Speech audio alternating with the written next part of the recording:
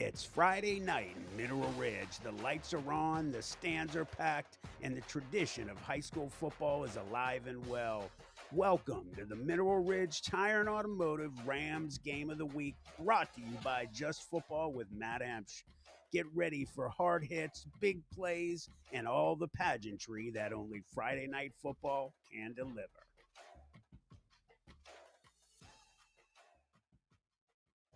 From the Joe Lane Sport Complex from Mineral Ridge High School, you're listening to the Mineral Ridge Tire and Automotive Rams Game of the Week on Tri-County Digital Broadcasting, brought to you by Just Football with Matt Emch. It is the Mineral Ridge Rams versus the Waterloo Vikings in Week 5. It is homecoming night.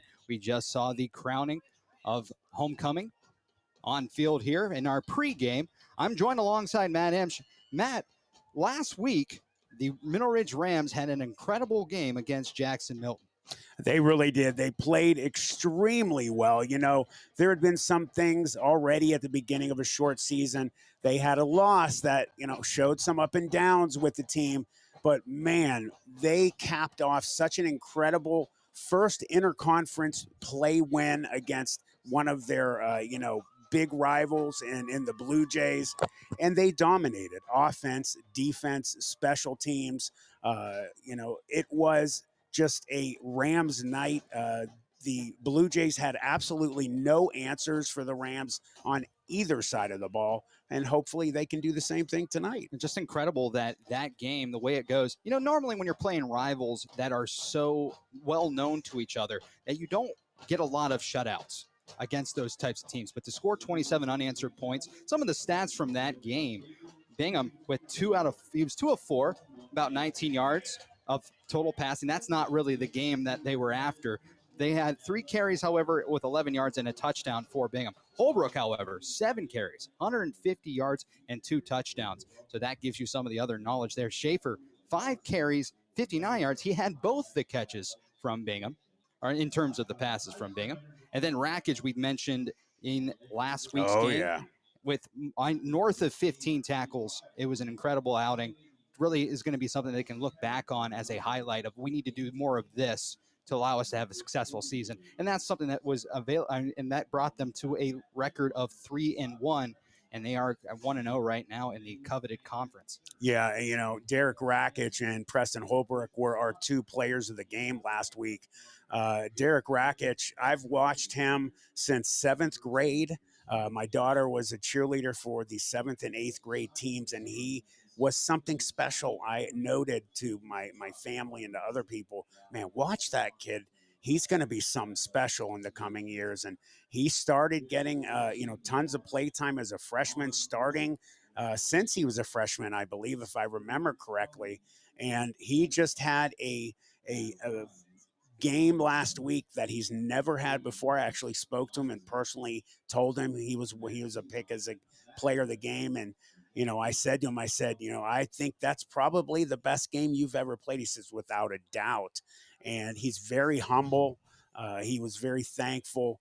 He put on a defensive linebacker clinic last week. Really a special game. And moving on to this week's game against Waterloo, pardon me there. But for Waterloo, just happy to be here. Wasn't certain that they were going to be able to make this game happen or not, but they are able to come in. They are 0-3, trying to just get on the field and have some positivity here. I think they're going to be their main focus, but it is going to be a tough task, I think, for Coach Hake and Mineral Ridge on some level because of the team that they're playing. You don't want to slip up. You don't want to make mistakes at any point in the game, but these are one of those scenarios where you want to come out and make an impact immediately if you're the Mineral Ridge Rams. Right. And, again, Waterloo is struggling with, numbers on their team. Very small school. They're very lucky that they were actually able to have enough guys this week. Right. They didn't have a game last week because they had some injured players. Yeah. And I think they have 12 guys on the team. So Ironman football for Absolutely. Waterloo. They've got to play the greatest game of their life, each Absolutely. one of them, to be able to stick in this game with the Rams. But you can never take a team too lightly. That's when Absolutely. something can creep up on you and you could have another loss. So the Rams are just going to have to play, like they have as many guys across the field as they have. And, we'll see how it turns out. I think you're going to see number one, Keyshawn Anderson King. You're going to hear me say that name quite a lot for the Vikings. He's kind of the king Viking right now for them. When it comes to he's a utility player. They can pass him the ball. He can even rush the ball if they need to. So that's a name you're going to hear pretty frequently. Yeah, and they have a couple big guys. That one of their linemen is Carter Kassinger. He is actually a freshman, number 57, 6'2". They have him listed as. And then Dominic Haroof, number 55. He is a senior. I guarantee he is the one that they lean on the offensive line the most. They just have their heights, not weights. He's 6'1". Then Bobby Gumbeta, number 77. He's a senior, 6'2". And they have other guys, 5'10", 6 foot. So we'll see how that line has played tonight, how they will play, because let me tell you something. The Rams offensive and defensive lines have been getting absolutely lights out better every single week. Yep, and that's something I think I'm going to be watching pretty heavily myself as a play-by-play announcer, just looking at the way the lines surge and what will happen on both sides of the ball from that surge. It'll be interesting. We got the Rams in the end zone right now. They're playing the I'm an American, I think song. That is the Hulk Hogan theme song. That's as he used right. to come out. And, they are about to run out. If you're looking at the screen, you can watch them run out right now. You have footage of the field, it being homecoming night. It's an even bigger night for the Rams. And we're going to head to break here, and we'll come back for more at the Mineral Ridge Tire and Automotive Rams Game of the Week. Come back more for Waterloo and Mineral Ridge. Mineral Ridge Tire and Automotive.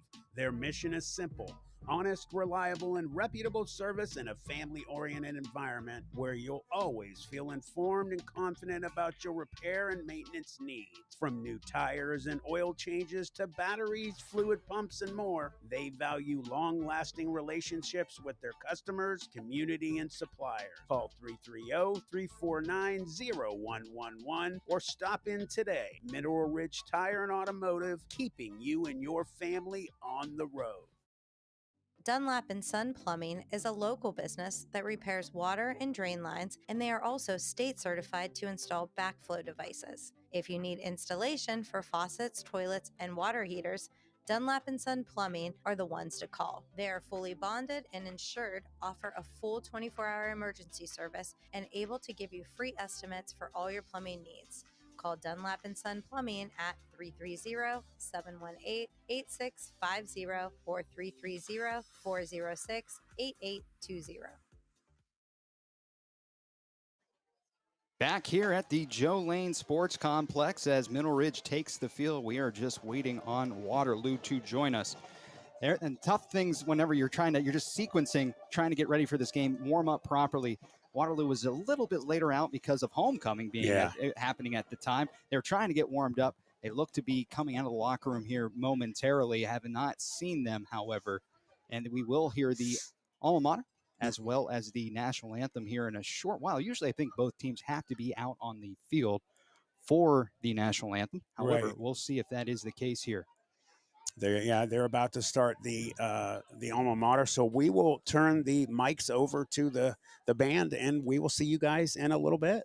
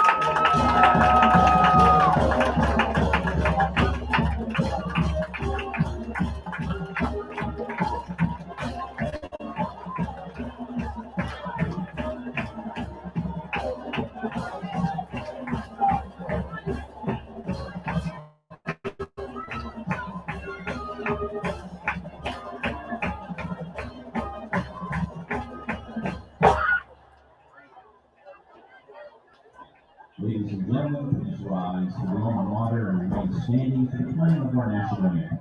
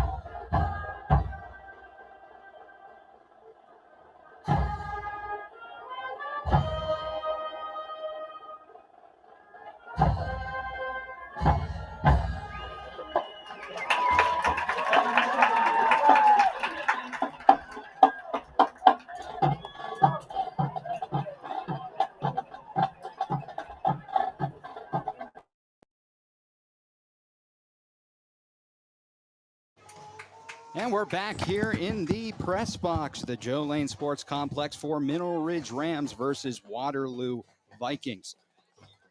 Waterloo won the coin toss and deferred to the second half, so the Mineral Ridge Rams instead will receive this ball first. Kind of interesting strategy for Waterloo in those respects here. I thought maybe, and we kind of talked about it, wouldn't be surprised if they would have just tried to get the ball themselves after winning the coin toss, trying to drive down the field and see what they got. Yeah, especially with the numbers that they have on the team, it would be my choice. I usually always go with defer, put the D out first. But, you know, they have a numbers problem. I would have liked to personally get the ball, try and score and shock and start somewhere positive. You didn't have a chance to give a week 4. You need a little bit of jolt of momentum. I feel kind of the same way for Waterloo. However, they will kick this ball away. Uncertain of the number of the kicker.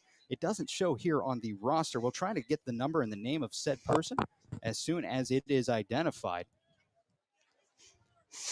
They are in all white. I'm going to call that their color rush uniforms for the Vikings. All white. We will see black tops for the Rams with orange bottoms.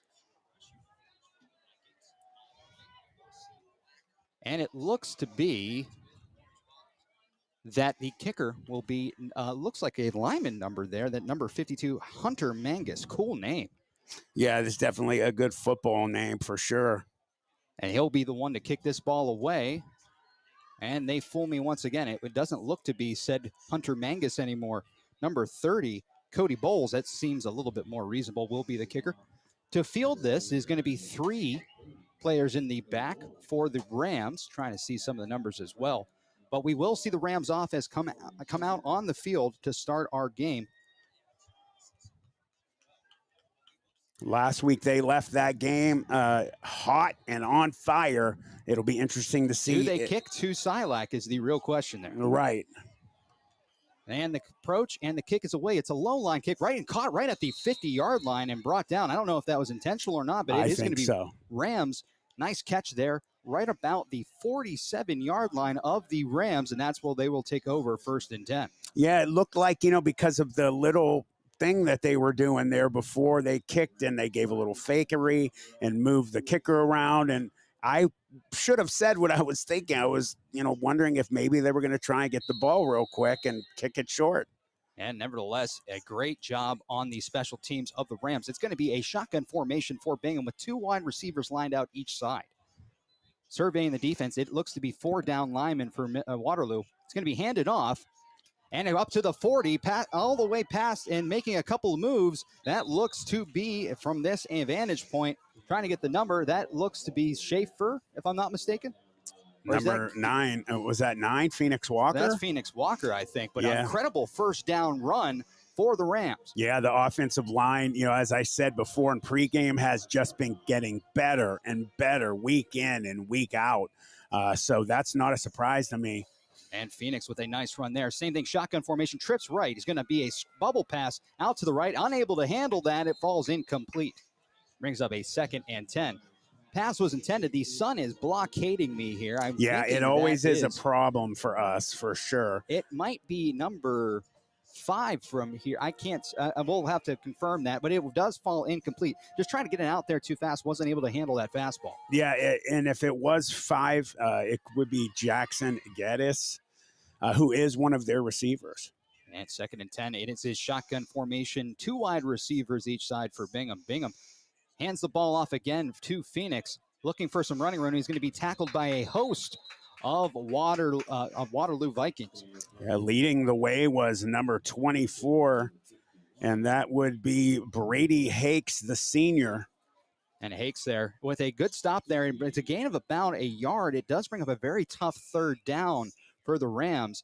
About 3rd and 9, it seems to be, on the Dunlap and Son Plumbing scoreboard. Clock continues to move. 3rd and 9 upcoming with the same formation as last time. Shotgun, 2 wide receivers each side. Bingham gets a snap. We're going to see a penalty flag thrown before the snap. It stops play. We'll see what the call is. That's actually Preston Klein, number 17, the sophomore quarterback. So the 2 starters usually is either number 6, Landon Bingham, the senior, or Ethan Daly, number 7, the junior. And they have the sophomore in there. That's interesting with Klein in there. Yeah. Apologies for Preston. Like I said, we're trying our best to see the numbers. Once the sun goes down, we'll have a better idea. But it is against Waterloo, and it will bring up a very manageable 3rd and 4. Going to be handed off, and still up to the 20. Still on his feet, past the 15, brought down right around the 10-yard line. Another huge Walker run by Phoenix Walker. I'm going to tell you what, big man number 58, Chase Moore, just pancaked one of the Waterloo Vikings. I think that was number 51 for them. Even Evan Reakes, Reakes. Oh, my God, man. I would not want to get hit by Chase. 6'4", 300 pounds.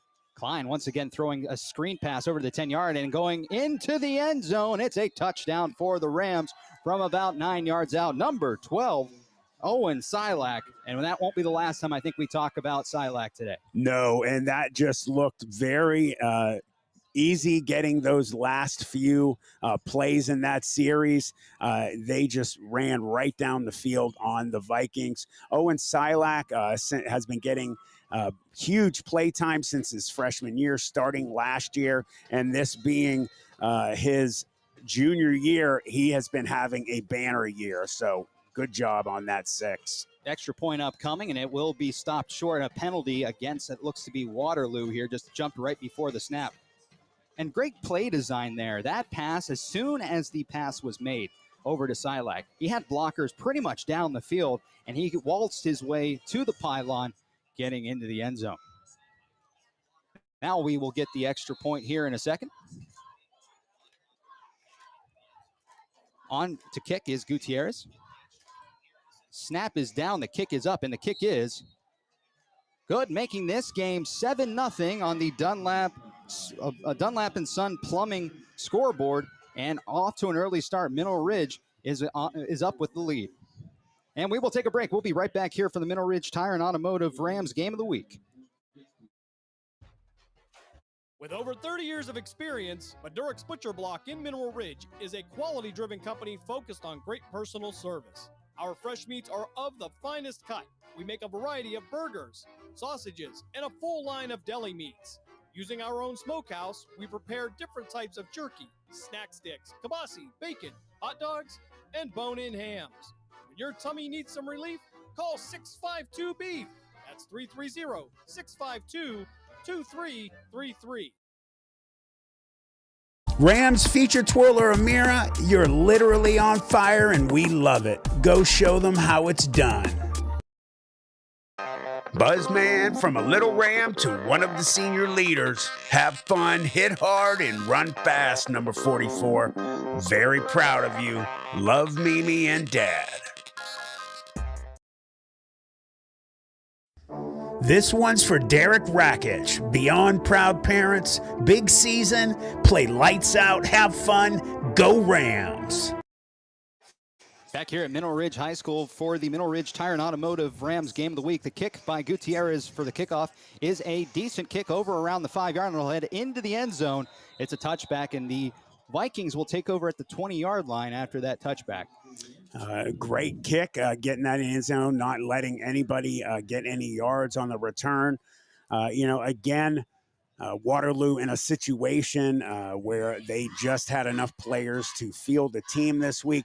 But you know what? You have dedicated, committed players on that side of the field. So they're going to give you their best. So it'll be interesting to see if they can get the ball moving a little bit here on offense. Football players are prideful people. Yep. And in terms of this, I'm interested. I've seen some of the highlights of what they were able to accomplish in the games they've had to play. An interesting playbook here. You still will see a lot of shotgun, and we will see shotgun again from Waterloo. It looks to be trips right. And it's going to be a rolling pass, throwing, trying to find, it might have been tipped at the line of scrimmage. It's going to be intercepted right up to the 20-yard line, 15, 10, and into the end zone. It's a touchdown for the Rams, number 2, Jesse Rossi. Wow. I knew right from the time he let that ball go, it just was a floater. He gave those defensive backs who have been ball hawks all season long, even though this is only game 5. I believe this is like interception 5 or 6. So you don't want to give them a shot at the ball. And, Jesse Rossi hunted that one down, took it all the way back to the house. Rossi was just there, saw it in the air, was able to capitalize. Took a little bit of running, but he got in there, and the Gutierrez on for the extra point again.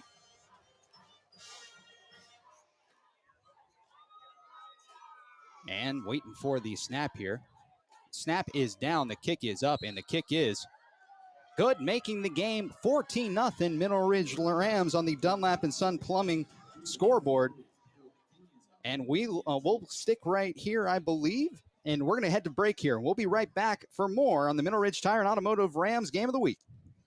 Jesse's Dairy Cove is a hometown favorite, located at 3743 State Route 46, across from the gazebo in Mineral Ridge. Enjoy all of your favorite ice cream. We have over 32 hard scoop and over 40 soft serve favorites. We also have a large food menu, including homemade chili sauce, sloppy joes, pulled pork, fresh cut French fries, and mac and cheese. This fall, we'll start our homemade cookie and party trays. Visit our website at jessesdairycove.com to see our menu. At Jesse's Dairy Cove, we appreciate your business and wish good luck to the Rams. Back here at Mineral Ridge High School at Joe Lane Sports Complex, it didn't take long for the Rams to make an impact on defense, Matt. And for the Rams, up now 14-0 with still 9 minutes and 49 seconds to go in our first quarter. Yeah, and I'm sure the Vikings are pulling at the collars a little bit. They have to stop this bleeding faster. This could be a really long game for them. Gutierrez is going to kick this ball away. Back to receive, I believe, is Bowles, as well as that is, I believe, Keyshawn Isaiah Anderson King is his full name. Here on homecoming night, the sun is starting to go down low here. And we will see kick. And he makes his approach. Once again, a little bit closer at the 6-yard line. It's going to be fielded by Cam. He's unable to handle it. Finally gets a hold of it, moving up to the 10-yard line. Finally brought down by a host of Rams right around the 12-yard line. A tough tackle there for Keyshawn Anderson King. And that's where the Waterloo Vikings will take over. Yeah, he took a hit from a host of Rams players. I did not see who got there first. And for Waterloo, however, I mean, as long as they get a little bit of running room here, it's going to be better than what they experienced in that last For sure. possession. And from Darren Garris over at the PA room, he said that was Owen Silak who gets credit for that tackle. Oh, fantastic for Silak there. And like I said, we talk about him more and more as the game goes on. Coy Whiteley is the quarterback, kind of a country star. Music star, it sounds like when I say that out loud. It does. 18 seconds on the play clock here. Seems to be some confusion. I don't know if it was equipment related, but a player had to come off for the Rams and somebody else had to come on. But for Waterloo, 1st and 10 at about officially the 14-yard line. They have 9 minutes and 42 seconds to work with in this first quarter. And it looks like there's more players that potentially, and we're going to get a timeout from, I believe, Coach Hake in Mineral Ridge. We'll take it as well. We'll be back here for more on the Mineral Ridge Tire and Automotive Rams Game of the Week. Shining Stars Dance and Baton in Niles, Ohio is home to state, regional, national, and international world champions. They offer a wide variety of classes for ages 2.5 and up for boys and girls. Celebrating over 31 years in business, the excellent staff of instructors will help take your baton twirling skills to the next level. Shining Stars would like to wish all the cheerleaders, dance line, band, feature twirler Amira, and players a successful season. Go Rams! Do you crave mysteries? Are you fascinated by the unexplained? Then summon your courage and plunge into the deep, dark abyss of what lurks beneath. A YouTube channel that dives into the unexplained, the supernatural, eyewitness reports, and more. The real question is, can you handle the truth? Simply search What Lurks Beneath on YouTube, if you think you're brave enough. Back here at the first quarter after the timeout taken by Mineral Ridge. Looks like we have everybody. It was just a miscommunication on who needed to be into the game here. 1st and 10 for the Vikings. It will be a shotgun formation again. Trips right. And it looks like they're going to stick with that formation that they started with in that first drive. See if they can get something out. Maybe just stick with the script that you designed all week long. And it will be the traditional down lineman for Mineral Ridge on defense. It's going to be a rolling pop pass over to the sideline. Going out of bounds, it's going to be potentially a gain of maybe about a yard on the play. That was number 24, Brady Hake, on the catch. Maybe got about back to the line of scrimmage, man. It's going to be pretty close. And really well handled by the Mineral Ridge Rams. Yeah, they did. I think that's number 19. I'm trying to see the number that took him out of bounds. If it was number 19, it was James Jordan, one of the defensive backs. And we will see them break their huddle. It was a gain of no gain on that play, I should say. 2nd and 10. Trips to the left this time for Whiteley. Looking towards the line of scrimmage. He's going to be back to pass, rolling to his left, pressured by 2 Rams, just running for his life here about the 5-yard line. He's going to go out of bounds. It's going to tough tackle right at, I believe that's number 22 and 61 for the Rams. A loss on the play for the Vikings. Yeah, Logan Baylor doing a great job chasing him down, and right next to him was Kamani Johnson-Winford, number 52, has been having a banner season at defensive line. They had no problems pulling him down. I was worried about him getting up after that because of the way his leg went under him. Nasty little tackle. But he hopped up, thankfully. Yeah, and he's back up here. And it's like I said, a loss on the play of about, looks to be 6 yards. Bring up 3rd and 16. A tough 3rd and 16 with your toes right on the edge of that end zone. Shotgun formation again for Whiteley. Back, and it goes over his head into the end zone. And he falls on it wisely, and it will, however, bring a safety for the Mineral Ridge Rams. Another great defensive stand by the team, and they will see the ball upcoming. Yeah, it's just not good going so far for the Vikings. He fell on it. There was no way of getting out of giving them 2. So don't give him 6. Good job at least getting on it, or he should have kicked it out of bounds. Either or, it doesn't matter. At least they didn't give him 6 more points. That'll make it 16-0 on the Dunlap & Son Plumbing scoreboard. And we will take a break, and we'll come back after for more on the Middle Ridge Tire and Automotive Rams Game of the Week. Home for the Fallen is a local nonprofit dedicated to supporting our at-risk veteran community. We provide job training, emergency assistance, and the tools veterans need to get back on their feet. You can make a difference by joining us at our yearly golf outing. Every swing helps raise money to fund job training, certifications, and vital support for deserving veterans right here at home. Register today at homeforthefallen.com or call 740-391-1959. Together, let's stand up for those who stood up for us. Back here at the Joe Lane Sports Complex, Mineral Ridge 16, and for Waterloo nothing after the safety. And things you just don't plan for. You never have to really go through walkthrough and explain where you have to line up after you get a safety. And for the special teams of the Rams, moving up to the 30-yard line, it is one of those scenarios where you have to kick the ball at the 20-yard line, or excuse me, the 20-yard line. And we're just waiting for this kick to come. Looks like Bowles will kick this ball away for the Vikings. And it's going to be another line drive kick there that's going to be fielded right around the 50-yard line, jumped on by number 14. That's Kamari Wright. And that's where they will take over 1st and 10 for the Rams after getting into the end zone at the beginning of our game from 9 yards out. That was a pass to Silac from Klein. And what's also not good for the Vikings is great field position to start for Mineral Ridge. When it rains, it pours, and this is – it's already a tough situation for Waterloo, and you feel for them that, they have so few players, because you get a couple guys that go down with 12 players, you're done. It doesn't take much. So, we were talking about this, that maybe this school might be looking at 8-man football in a year from now. And with that, it will be 1st and 10 for the Rams. 2 wide receivers each side, a man in motion, and it looks to be back to a run of about 5 yards. They're trying to get the name on, or the number, I should say, of the quarterback and see if they switch that out. That looks to be, I think we're back to our... that's Daly, number 7. Daly, yeah. So it will be a combination of quarterbacks we've seen in this first quarter. Something that really kind of surprised me. Waterloo took over the ball at the beginning of the first quarter at 9:49. It is still 8:51 in this first quarter. So they have a lot of time to work with through the Mineral Ridge Rams with a 5-yard gain, 2nd and 5. Hakes was on the tackle. And Hakes, big name that you'll hear for the Vikings. Back to pass.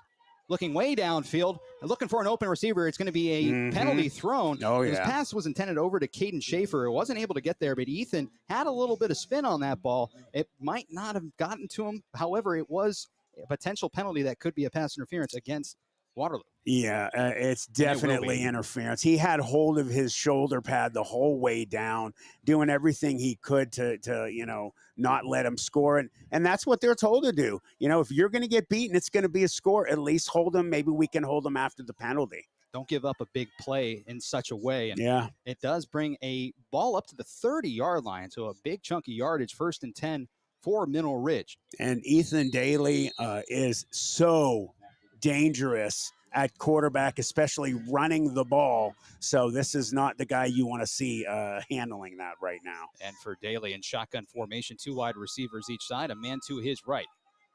Throwing a screen pass around the 30-yard line. It's going to be caught. It's going to be ruled incomplete. He was trying to get it over to Nick Anderson. A little low. I won't say it was extremely low, but it wasn't able to be handled by Anderson. Yeah, he definitely should have put a little more oomph and had his angle a little higher. Nick Anderson is a tall guy, and, you put it up a little higher, he will catch it for you. Into their huddle. Clock is stopped with 8 minutes and 28 seconds, 2nd and 10. Anderson, 6'2". It's a big man to pass it to. 3 wide receivers lined up to the right in trips formation for Daly. Back to pass, rolling to his right. He's going to be pressured. He gets it away towards the sideline. It falls incomplete. Unable to get it to it. It brings up a 3rd and 10. And for the Rams, not exactly what they were going for. Pressured a little bit on that pass, but nothing too terrible. Just wasn't able to handle the ball. Clock is now stopped, 8 minutes and 23 seconds, and Daly, not exactly what he was hoping for when he got into the game, but hey, do you have a play for 10 yards here? I think they got a chance. Yeah, and this is what I always say. Don't worry about hitting it in the end zone. Get that fresh set of downs. That's what's the most important. 9 seconds on the play clock here, and they break the huddle. Now 4 seconds, and we will see a timeout taken by Coach Hake, and we will take it as well. And we'll come back with the lead here for the Rams at 16-0 on the Dunlap & Sons plumbing scoreboard. We'll be back for more. With over 30 years of experience, Madurix Butcher Block in Mineral Ridge is a quality-driven company focused on great personal service. Our fresh meats are of the finest cut. We make a variety of burgers, sausages, and a full line of deli meats. Using our own smokehouse, we prepare different types of jerky, snack sticks, kibasi, bacon, hot dogs, and bone-in hams. When your tummy needs some relief, call 652-BEEF. That's 330-652-2333. We're back here at the Joe Lane Sports Complex. Mineral Ridge with the lead against Waterloo. If you're just tuning in, 8:23 left in our first quarter, 16-0 on the Dunlap & Son plumbing scoreboard. We are seeing some non-regulars in the backfield, Matt. I don't know if from a Holbrook perspective, it sounds like he might be injured. Well, he has had his hand wrapped up. He is skipping this week because Coach Hake wanted him to heal, thought that with the other guys they have, no reason to add to his injury. And with that, they are in the lead right now, and we will see Daly run right down the middle past the 20-yard line. It'll be a first down and a lot more up to the 10-yard line, finally brought down right around the 6-yard line. A huge run by Daly and the Rams. I told you how dangerous he is when he gets the ball. He was just a shoelace tackle away from putting 6 up. And Daly, 5'11", looking a little bit more 6 foot in yeah, he's definitely taller than 5'11". I've been down on the field when he's walked around. I'm 6'3.5". He's definitely taller than 5'11". He's around 6 feet tall. And it'll be 1st and goal for Daly and the Rams at the 7-yard line.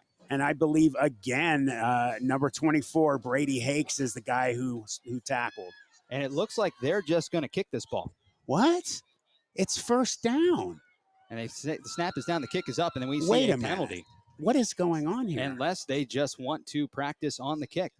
So they're like giving some mercy here. I don't know. Yeah, that's the only thing I can imagine. I'm trying to play this as straight as I possibly can, but I haven't typically have seen something like this. Yeah, when I looked up and you said that, I was confused. I'm like, did I just have a pause in my brain for a few downs? And the only thing I can't imagine is he's giving some leeway it's to either them. that or he wants to play more meaningful hours in this actual game. It's hard to say. I think that they're going to put the offense back out there. That looks like some of the second string players are getting in. I think you're also going to see a guy that got the ball last week for the first time all season. Our defensive play, well, actually just player of the game, Derek Rakic is going to be getting, well, no, he's going up on the line. But and we will see, it looks like shotgun, one wide receiver each side. Very interesting little sequence that we just had there in that last minute. Daly rolling to his right. He's going to run with it himself. Up to the 10-yard line and heading into the end zone. It's a touchdown for the Rams from 10 yards out. There it is. And, you know, number 7, Ethan Daly, like I said, he has been just lights out this season thus far. Whenever he has the ball in his hands, he is electric. He has beeline speed. The defense has trouble getting a bead on him, and you just see why. He just makes guys stand still for a second. Made a couple cuts, didn't need much, and he found his way into the end zone and the extra point upcoming. Yeah, I don't know what that was all about. I can't really give you the firm answer as to why it had happened, but it does, nevertheless, the offense comes back out. We don't see the kick. Maybe he wanted to give Gutierrez a chance to kick a longer field goal tonight and get some work out there. I highly doubt that is the reason. However, we will see the extra point upcoming here in a second. We'll find out next week on Just Football with Matt Emch. Snap is down, the kick is up, and the kick is good, making this game on the Dunlap & Sons Plumbing scoreboard 23-0. We'll be back after a quick word from our sponsors. Looking for an electrician you can trust? For over 49 years, W.T. Leon's Tri-Area Electric Co. Inc. has proudly served Mahoning, Trumbull, Columbiana, Mercer, and Lawrence counties. We're family and locally owned, offering free estimates, and we're fully bonded and insured. Whether it's commercial, residential, or industrial, our team has you covered, day or night with 24-hour emergency service. Call us today at 330-744-0151 or visit triareaelectric.com. That's Tri-Area Electric, keeping your home and business powered safely since 1976. Tri-Area Electric, power you can count on. Buzzman, from a little ram to one of the senior leaders. Have fun, hit hard, and run fast, number 44. Very proud of you. Love Mimi and Dad. Rams feature twirler Amira, you're literally on fire and we love it. Go show them how it's done. This one's for Derek Rakic. Beyond proud parents, big season, play lights out, have fun, go Rams. Back here at the Middle Ridge Tire and Automotive Rams game of the week. Middle Ridge with the commanding lead 23-0 with 7 minutes left in our first quarter. Gutierrez to kick this ball away for the kickoff. It is a good kick here. Going to be fielded right around the 5-yard line by King. Anderson King's going to try to run it past the 10-yard line, 15, looking to make a move, and we see a flag thrown way far in the back there. We'll see what that's all about, but brought down right around the 16-yard line. It'll be 1st and 10 for the Vikings. Have a quick score update. The Girard Indians are up 7-0 on Garraway in the first quarter. That's Girard. I think they're pitching 30 to 40 points per half in the first half in most of their games. A.J. Pearson, you're going to hear his name pretty frequently for the next 3 years. That's a quarterback out there from Girard. Well, Girard, usually has excellent football teams. Been down a little the last couple of years. That's good to hear that they're back up. And for the Vikings here, I mean, just try a run play maybe. Their bread and butter is passing the ball when it's working perfectly. Trying some different schemes. I think we're going to probably see them stick with what they're at, especially with the score being what it is. You want to see them try to get some momentum, but anything is better than what they have experienced in the past 2 possessions. Well, they can't just drop, the plans they had for this week out the window, especially with a team like this. Guys are only going to be able to remember so much. And it will be 2 men in the backfield with Whiteley. It looks like it'll be King under center. In shotgun formation. 2 wide receivers each side for the Vikings. King going to hand the ball off. And moving up to about a gain of about 2 to 3 yards for the Vikings. Some positive yardage there from number 24. That's Hake. And Hake getting some of the first positive yardage that the Vikings have had in this early going of the game. And it looks like Rakic was in on the tackle there. Yeah, Derek Rakic, number 24, has been just putting on a clinic defensively, especially last week when we picked him for player of the game. He got player of the game both sides, but, man, his defensive play was unbelievable. Waterloo up to their own 18, 2nd and 9. Looks like we're going to get a stoppage here. And it looks like it's going to be a timeout, I believe.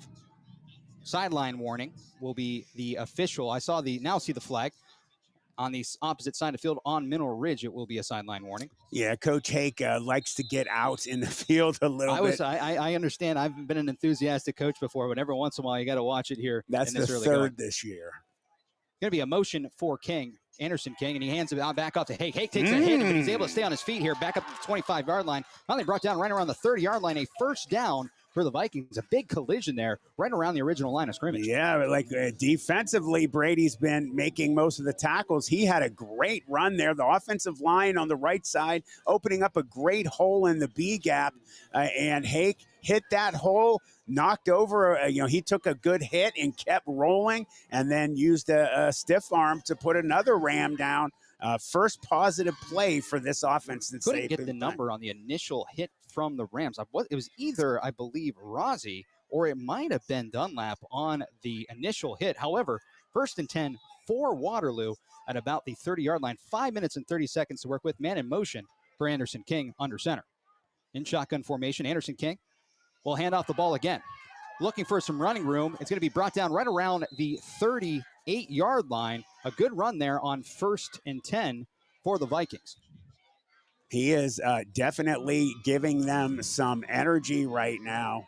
And Hake there with a great run, at least in this category. This scheme, I really like the offensive line scheme for the Vikings, just finding some running room, and he's using any of the leverage he has there and gaining some positive yardage. Yeah, and I think number 24, Derek Rakich, was the ram on the tackle.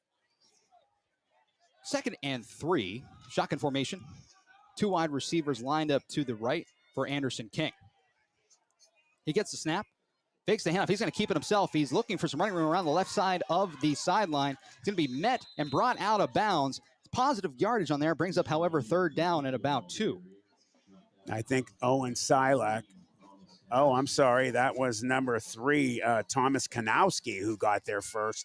I just saw how quick Owen Silak was making it to the sideline, but Kanowski getting there before him. Anderson King, a faster player for the Vikings. So it's going to take you getting in front of him and pushing him either out of bounds or at least getting to your pursuit angle and finding him.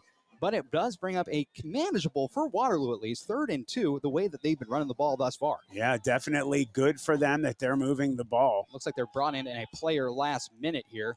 All right. They are bringing another player out. Never mind, it is 2 wide receivers each side. Back to pass, Coy Whiteley. It's going to be a screen pass. He's able to get it over to Hake. Hake looking for some running. He gets the first down and quite a bit more and he's still on his feet going into Rams territory. Finally brought down right around the 48-yard line of Mineral Ridge. Once he got going, he's a big boy. And, he got the ball. Good job at catching some of the Rams off guard.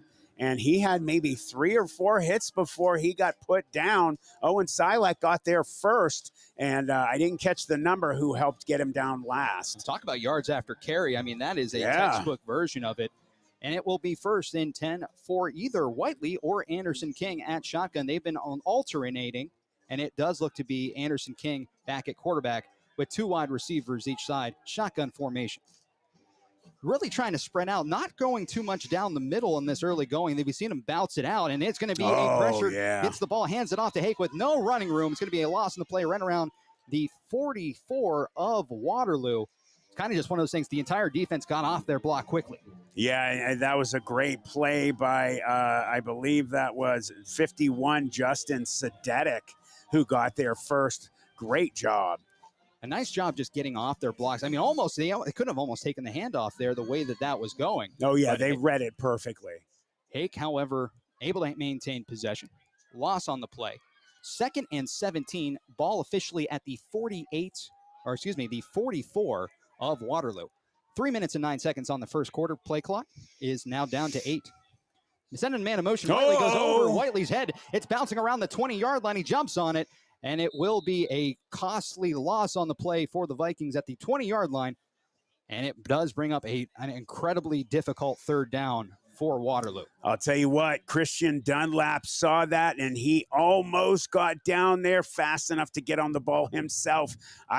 Very lucky that the ball bounced the way it did when he tried to get that fumble, because you never know with those kind if they're going to get. He did a good job at least getting on top of it and wrapping it up. The Rams were in pursuit after that ball went over his head. It wasn't going to be long until he got contact, so when he jumped on it, does make it 3rd and 42. You don't get to say that too often. And what kind of play they want to run here? Are they planning to go for it on 4th down? Or are they just trying to get some positive yards? We'll see with shotgun formation. Anderson King puts Whiteley in motion. Handed off to Hake. No, it keeps it himself. Anderson King with a brilliant fake up to the 30. Brought down right around the 40-yard line. And nice run there by Anderson King. Got most of that back, but it does bring up 4th down for the Vikings. If it wasn't for number 9, Phoenix Walker, tripping him up, he definitely would have got a lot more yards. Owen Silak finishing that tackle up. But it definitely was Phoenix Walker who got him tripped up to begin with. Coach Nathan Brody is the head coach for Waterloo, and he's going to go for it. It will be 4th and 22. Clock still running, 1:30 on the Dunlap & Son plumbing scoreboard, excuse me. Shotgun formation for Whiteley. 2 wide receivers each side. And Whiteley might just have been trying to get the defense to jump off sides. They don't bite. It will be a timeout for the Vikings, and we'll take it as well. We'll be back for more here with the score, Mineral Ridge 23 and Waterloo nothing. There are things in this world that we cannot understand. Things we thought were myth. Mysteries that defy reality. And even darker conspiracies. What Lurks Beneath, will take you deep into real cases and accounts of the strange and supernatural that will leave you wondering the truth about what's truly around us. You won't want to miss this one.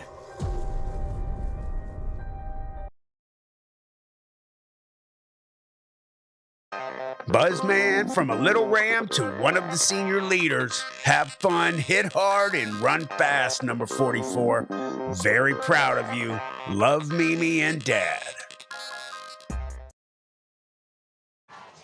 4th down here at Joe Lane Sports Complex for Waterloo. 1:14 left in the first quarter. Looks like they're going to potentially, now they're going to punt this ball away. Whiteley will punt this ball, that is. Good idea. And we don't seem to have anybody back there for the Rams in case there is a potential fake, or maybe they're trying to block this punt. Oh, they're going to send some heat, I guarantee it. Waiting for the snap upcoming for this punt. And it does go right to the punter, and it punts it. They are able to punt it away. Bounces around the 35-yard line of the Rams, goes out of bounds, and that's where they will take over 1st and 10 on offense. Yeah, Coach Hake, didn't think that they were going to need to have anybody back far. Obviously, the film showed them they don't have much of a kicker. So, that right there was just a sign that we're sure it's not going to go far, guys. So, and they've got the ball back one way or the other, and it does look like we will see. Do we have a new quarterback out there by any chance? Let's see the number out there. It looks to still be potentially Daly. I think that might be Landon Bingham out there right now. So it looks like we will see some of these starters that we would typically call. And it will be shotgun for the Rams. 2 wide receivers, I believe, each side. And for Bingham. And we're going to see a timeout taken by the Vikings. They didn't have everybody in place here, and they're going to need that timeout. We'll take it as well. We'll be right back for more here at Joe Lane Sports Complex. Planet 412 is your channel through the veil, where cryptids walk, UFOs soar, and the paranormal whispers in the dark. From chilling storytelling, eerie narrations, and on-location investigations, to live streams, exclusive interviews, and shocking reviews of the bizarre, Planet 412 is your front row seat to the supernatural. Subscribe now, Planet 412 on YouTube. Do you believe? This one's for Derek Rakich. Beyond proud parents, big season, play lights out, have fun, go Rams. Rams feature twirler Amira, you're literally on fire and we love it. Go show them how it's done. Back here at Joan Lane Sports Complex, 1st and 10 for the Rams at the 35-yard line. Bingham gets the low snap, looking way downfield, throws it. He's got an open receiver. He's able to get it to him. He overshoots him. He was trying to get the ball to Schaefer. He's unable. He overshot him. It falls incomplete. Yeah, Bingham has a good arm, but one of the issues he has sometimes is the accuracy, putting it right where he needs to. He's definitely going to need to work on that aspect because, man, he was wide open. Wide open. Just maybe thought he just got too excited, threw the ball a little too hard. Beautiful pass, just wasn't able to get it complete. It falls 2nd and 10. Shotgun formation again here on 2nd and 10. Bingham going to hand the ball off. Got some blockers out front at the 40, 45. Still brought down right around the 50-yard line. A 1st and 10 for the Rams at about the 49-yard line, their own 49. A great run there with all the blockers in the world in front.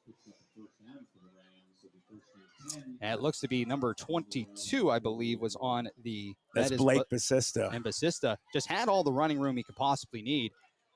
1st and 10, shotgun formation, 2 wide receivers. Once again, same formation as we saw for Bingham. And low snap again. He's able to pick it up. He's trying to get the screen pass. He's going to be pressured. Still on his feet. Get rid of it. Throws it. And it falls incomplete here.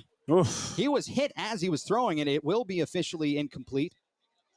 They blooded it. They sent the entire D-line on a pinch to all of their inside gaps, and they got great penetration. That was Huroff and some of the better well-known names that you call for Waterloo on that defensive line. It brings up believe they're talking about this here. I wondered if they were trying to talk about intentional grounding, potentially.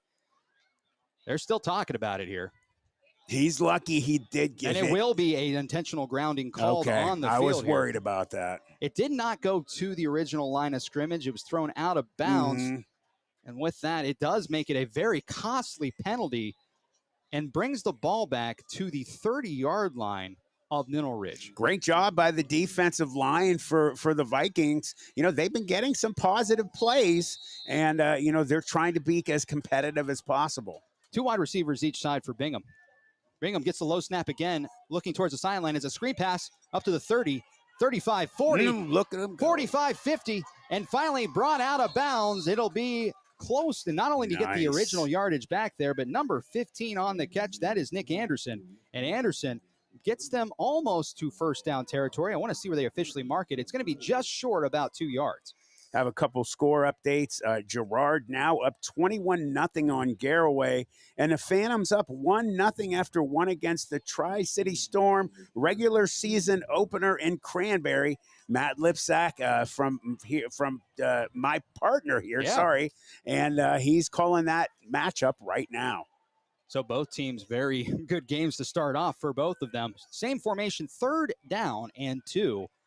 Shotgun formation, Bingham puts a man in motion. He's going to fake it. Bingham is going to run with it himself. He picks up the first down and a little bit more, still on his feet.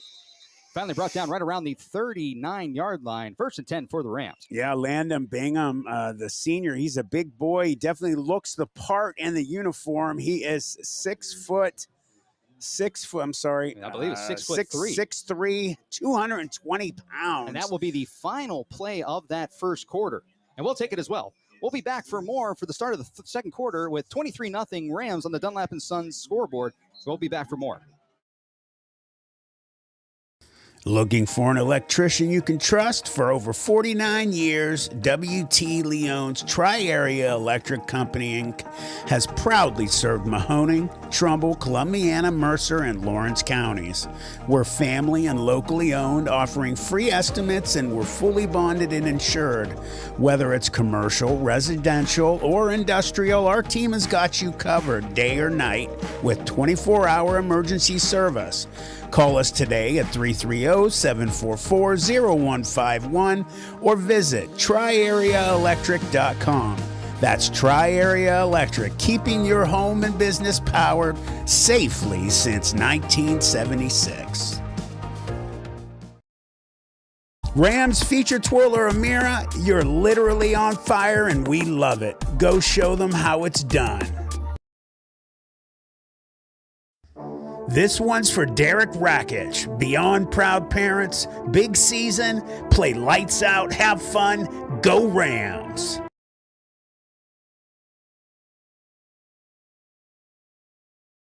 Back here at the Middle Ridge Tire and Automotive Rams game of the week. Middle Ridge with a commanding lead at the start of the second quarter. It'll be 1st and 10 for the Rams at the 39-yard line of Waterloo.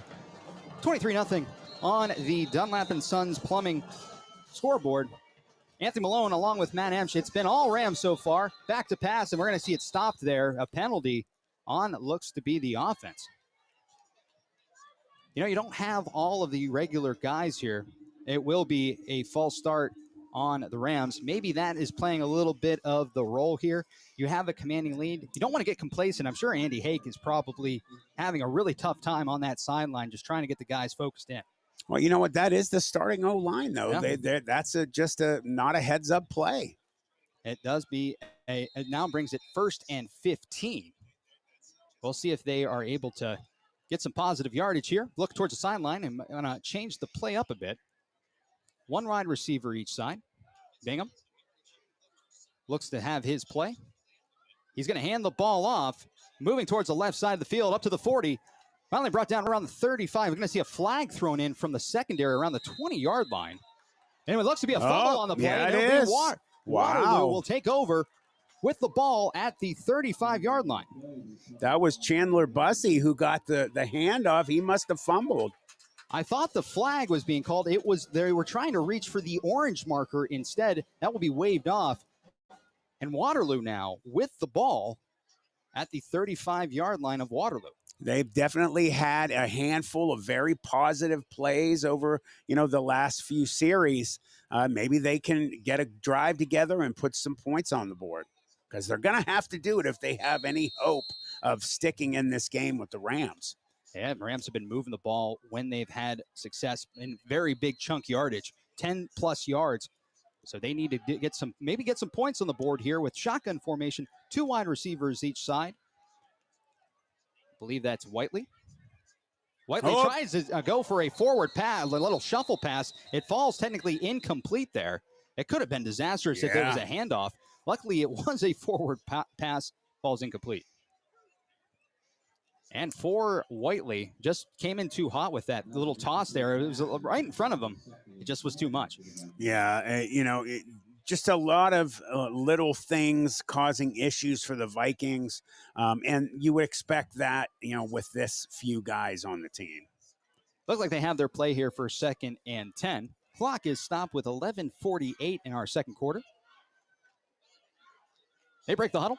It's going to be trips left for Whiteley. And Whiteley gets the snap, rolling, pressured immediately, trying to get it away. He throws it. He's able to hit an open receiver right around the 50-yard line, brought down right around the 45. I was saying Cole Whiteley, that went to number 30, Cody Bowles, and Bowles gets a first down for the Vikings. He stepped up in the pocket out of his protection, and he looked like maybe he would be able to get hit by a Ram, but he had nobody around him. Perfect pass, wide open, and a beautiful play. I'm sure he was just as surprised when he got the ball away. I thought he might tuck it and try to run with it. Found an open receiver, gets a 1st and 10. I think he was even expecting to get hit there for a second. Shotgun formation for Anderson King. And shotgun. 3 wide receivers, a bunch set to the left. High snap is able to handle it. Immediately pressured is Anderson King. Anderson King just throws it away towards the sideline as a desperation play. He was pressured there by number 4. That was Tanner Sharp. Looking towards the sideline here, we will see the referees group up here. The throw out of bounds was behind the line of scrimmage, and it is going to be an intentional grounding call. A penalty was just thrown after that conversation. So, for the Rams defense, definitely a positive play for them, get to move back that offense, who has been here and there starting to show some life. They have momentum. They run an interesting playbook with as many quarterbacks as we see in one series go in at shotgun, but it does bring up a costly penalty. Second down and about 25 now. And for the Rams here, they're not really putting too much aggressive blitzing packages for the most part, really just base defense, but they're getting in the backfield. It's just a lot of luck has been working out for the Vikings right now. It will be Anderson King again in shotgun. Bunch set to the right for 3 wide receivers. Back to pass, trying to find an open receiver. Anderson King's just going to tuck it and run with it. Up to the 40, 45, goes out of bounds right around the 48-yard line on his own, and it'll bring up third down. You know, he has been one of their best players tonight. Keyshawn Anderson King, number 1, the junior, 5'10". I wish they would have gave us some weights on these players, but he looks like he's probably at least 185 pounds. He plays a pretty nice brand of football. When he has the ball, they're trying to do different things with him, but when he's running it, he's got some running room. Definitely. 3rd and 17. Clock has stopped 10 minutes and 47 in our second quarter. So what kind of play do you run here with 17 yards to go on third down? Shotgun formation, 2 wide receivers each side. Looks to be Whiteley again. Whiteley sends another man in motion. Excuse me, that's Bowles. Bowles throws an interception. The flag thrown at the backfield by one of the back judges. We'll see what the call is, but it was thrown by number 30, Bowles, right into the one of the defenders of the Rams. Looks like it's Rams ball. They're giving it to them. It looks to be that their way, regardless of the penalty. Right. It will be a holding call against Waterloo. That will be declined. Back on offense go the Rams. Yeah, Blake Basista, the player from the Rams, getting the INT. So good job. Again, that defensive backfield for the Rams has been just lights out this season. Another interception. First one we saw went into the end zone. This one giving the Rams great field position right at the 50-yard line. So getting that turnover back, you know, kind of erasing that negative, offensive play. Hopefully the Rams can get some more points on the board. Shotgun formation, 2 wide receivers inside for Bingham. Bingham gets the low snap, back to pass, looking down the middle of the field. Has an open receiver. They catch it up to the 40-yard line. 35-30, 25-20, into the end zone. It's a touchdown for number 1, Caden Schaefer, from 50 yards out. Mighty Mouse gets the 6. He is just so fast. When he gets the ball, it is very difficult for defenses to get hands on him. He's only 5'6", 155 pounds, but he plays 3 times that size. And for Schaefer, as well as the Rams offense, last go in the Jackson-Milton game, only threw the ball for the entire offense 4 times. Getting into the end zone from 50 yards out, it'll be Gutierrez to kick this ball away. And for the extra point, snap is down, the kick is up, and the kick is good, making this game on the Dunlap & Son Plumbing scoreboard 30-0 with 10 minutes and 25 seconds left in the second quarter. We'll be back after a quick word for more on the Mineral Ridge Tire and Automotive Rams Game of the Week. Mineral Ridge Tire and Automotive. Their mission is simple. Honest, reliable, and reputable service in a family-oriented environment where you'll always feel informed and confident about your repair and maintenance needs. From new tires and oil changes to batteries, fluid pumps, and more, they value long-lasting relationships with their customers, community, and suppliers. Call 330-349-0111 or stop in today. Mineral Ridge Tire and Automotive, keeping you and your family on the road. Back here at the Joe Lane Sports Complex for the Mineral Ridge Tire and Automotive Rams Game of the Week. Mineral Ridge with a 30-0 lead on the Dunlap & Son Plumbing scoreboard. And for Matt, I know the Rams have been putting in a lot of different personnel, but it looks like the starters are back in for the second quarter, and you could see the score really starting to take off. For the Rams. Yeah, definitely. You'll probably see them until at least halftime, staying in there. If they keep pumping scores up there, you definitely can expect to see the second and third stringers start the second half. Gutierrez makes his signal towards both sidelines for the kickoff. And it's a good kick once again for Gutierrez. It's going to be right around the 15-yard line. It's a live ball still rolling around. Does it go out of bounds? It does. A lucky bounce there for Waterloo. Mineral Ridge was coming pretty close to that ball. And for all Steelers fans, I hate to bring it up, but it did happen in that Steelers game last week on Sunday, and it reminded me of that similar scenario. Yeah, and I am one of those Steelers fans. So, I just, it's the beginning of the season, so nothing's out of control, but you got to control those types of plays, especially in the pros. And for Waterloo, it does go out of bounds and bring the ball up to the 35-yard line at 1st and 10 for the Vikings. Yeah. They had some great positive plays in this early going, and then it was spoiled, unfortunately, with that last interception throw, which made this score 30-0 with extra 7 points on the board. Right. And you know what? You do want to get these starters out if you can, because next week is Lowellville. Big game next week for the Rams. Away. Trips left. Anderson King hands the ball off to Hake. Hake brought down right around the 36-yard line. A gain of about a yard brings up 2nd down. Yeah, and he ran right into the hands of... Might have been around 20. I believe that's 24. That's Derek Rackage. I was just making sure. And Rackage was just right around that area. Yeah, Derek Rackage, just following up where he left off last week. I believe he already has like 3 or 4 solo tackles. He's been on a couple, half tackles and group tackles. So one of their best defenders, the Ridge Rams going to their first game away from home next week. It's been so long. Yeah.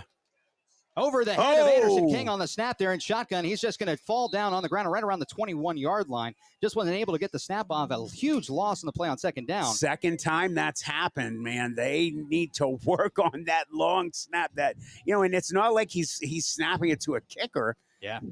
He needs to pull back on the power. That is really not good. My center friends that are listening in will know it is a pressure situation when you have a defensive lineman right in your face. You need to get rid of that ball. However, this is going to be a point of emphasis for the rest of the week for the Vikings when they get back to practice. Oh, for sure. And, he's had Kamani Johnson-Winford and also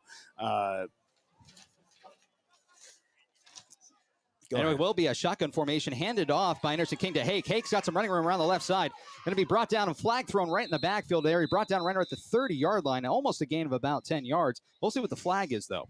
And the player I was going to say is Aaron DiGiacomo, the senior defensive lineman, has been in his face as well. And it was going to be a holding call against Waterloo, and this will be declined and bring up 3rd down.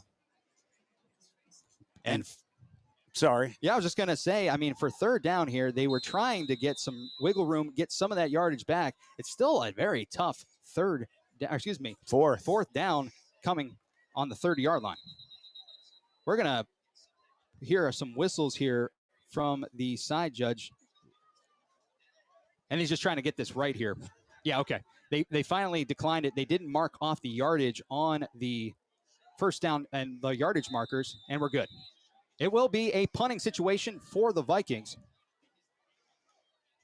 Over the head, he's still able to get a hold of it. He's going to punt the ball away, and they're just going to get away from it. It's going to be bouncing around the 40-yard line, brought down right around out of bounds at about the 30.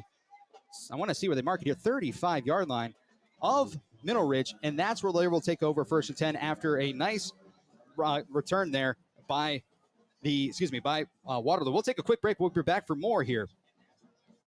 Jesse's Dairy Cove is a hometown favorite, located at 3743 State Route 46, across from the gazebo in Mineral Ridge. Enjoy all of your favorite ice cream. We have over 32 hard scoop and over 40 soft serve favorites. We also have a large food menu, including homemade chili sauce, sloppy joes, pulled pork, fresh cut french fries, and mac and cheese. This fall, we'll start our homemade cookie and party trays. Visit our website at jessesdairycove.com to see our menu. At Jesse's Dairy Cove, we appreciate your business and wish good luck to the Rams.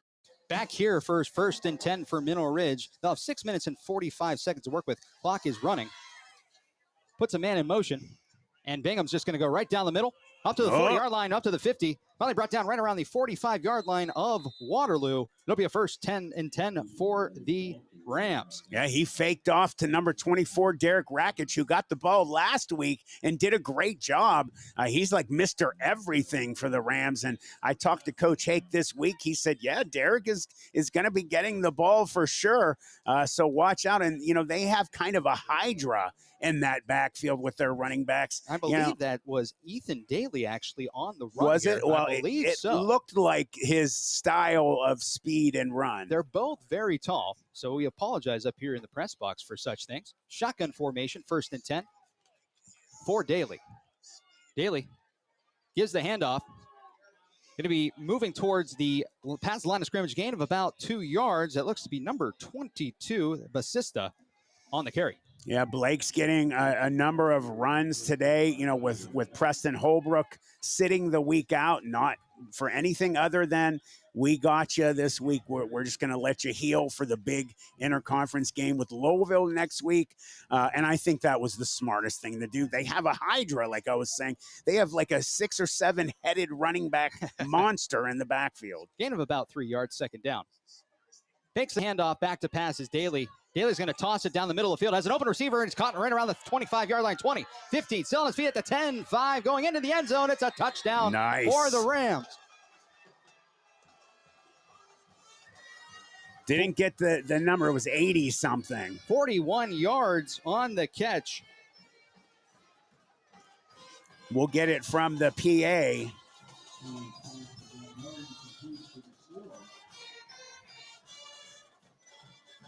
And for the Rams, in this second quarter, having success through the air, Gutierrez will kick the ball upcoming. We'll get you the name of the guy that scored in a minute, guys. Snap is down, the kick is up, and the kick is good, making this game 37-0 with 4 minutes and 22 seconds. Clock is running. We'll be back for more. Shining Stars Dance and Baton in Niles, Ohio is home to state, regional, national, and international world champions. They offer a wide variety of classes for ages 2.5 and up for boys and girls. Celebrating over 31 years in business, the excellent staff of instructors will help take your baton twirling skills to the next level. Shining Stars would like to wish all the cheerleaders, dance line, band, feature twirler Amira, and players a successful season. Go Rams! Rams feature twirler Amira, you're literally on fire and we love it. Go show them how it's done. This one's for Derek Rakic. Beyond proud parents, big season, play lights out, have fun, go Rams. And back here at the Joe Lane Sports Complex, the man to catch that 41-yard touchdown catch, that was number 80, Gavin Harding, the tight end. You don't get to say that too often.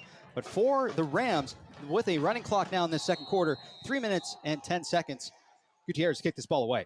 Yeah, Coach Hake was talking about him preseason. And we'll see a flag will be offsides on the Rams, and they're going to have to re-kick this ball. I mean, a real nice job by Harding there to just find some running room. It was kind of, it won't say a broken play, but you did kind of see Daly trying to find some running room, and then he found an open receiver. Very wide open. Yeah. And a great job getting into the end zone for Harding. He also took a hit on his backside. The one defensive player tried to knock him down. Didn't do anything. He stayed up and scored. Showed great speed. And we will likely see, as we are already noticing, the clock continues to run with 2 minutes and 25 seconds till halftime. They're going to kick this ball away here in a moment. Have a quick score update. Girard now up 28-0. And they score fast and often in the games that they've had in this early going. It's week 5, and they're still having that success that they've had so far. Yeah, versus Garraway. Gives the signal, makes his approach, and it's a good kick. Again, here going to be fielded right around the 10-yard line, moving up to the 20-yard line, making a quick running room. That's Bowles. Bowles up to the 25, brought out of bounds right around the 20. Oh, no, there's a kid who's really hurt here around the 20-yard line for Waterloo. That's definitely not good because of their situation either. He's in a lot of pain here, and he just wants to be brought off the field, but it's too much for him. And I'm sure because of, their numbers, he doesn't want this to go on. But you lose one kid, that could be the game. Yeah, I mean, we're gonna see both squads for the medical personnel of both teams come out and check on him. Yeah, he was trying to get off the field, but he was just definitely in a lot of pain. Yeah, he was. We'll find out his number when we can. We'll be back after a quick word here.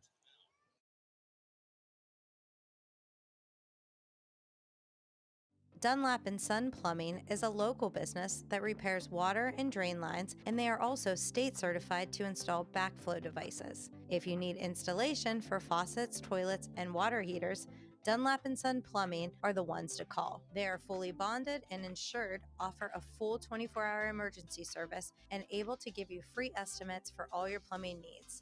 Call Dunlap and Son Plumbing at 330-718-8650 or 330-406-8820. Do you crave mysteries? Are you fascinated by the unexplained? Then summon your courage and plunge into the deep, dark abyss of what lurks beneath. A YouTube channel that dives into the unexplained, the supernatural, eyewitness reports, and more. The real question is, can you handle the truth? Simply search What Lurks Beneath on YouTube, if you think you're brave enough. Mineral Ridge Tire and Automotive. Their mission is simple: honest, reliable, and reputable service in a family-oriented environment where you'll always feel informed and confident about your repair and maintenance needs. From new tires and oil changes to batteries, fluid pumps, and more, they value long-lasting relationships with their customers, community, and suppliers. Call 330-349-0111 or stop in today. Mineral Ridge Tire and Automotive, keeping you and your family on the road. Back here at the Mineral Ridge Tire and Automotive Repair Rams game of the week. And it was, unfortunately, I can't believe I have to say this, but number 24, Brady Hake, who's had a heck of a game. He's their for best player. Waterloo. Yeah. And he is being helped off the field by a couple of players. He is able to put some weight on it. However, this is going to be see him anymore. This does not look very promising. He when he was really writhing in pain, he lifted. It looked like either his left foot and ankle, and I swear I almost saw it kind of hanging there. Yeah, so well, hopefully, everything will be okay. Now he's putting season. pressure on it. He's walking by himself. That's gingerly. That's their best player. It's a hard thing to lose on their offensive side. And nobody's more upset than him. Yeah. 1st and 10 for the Vikings. The ball at the 30-yard line with 1:30 left until halftime.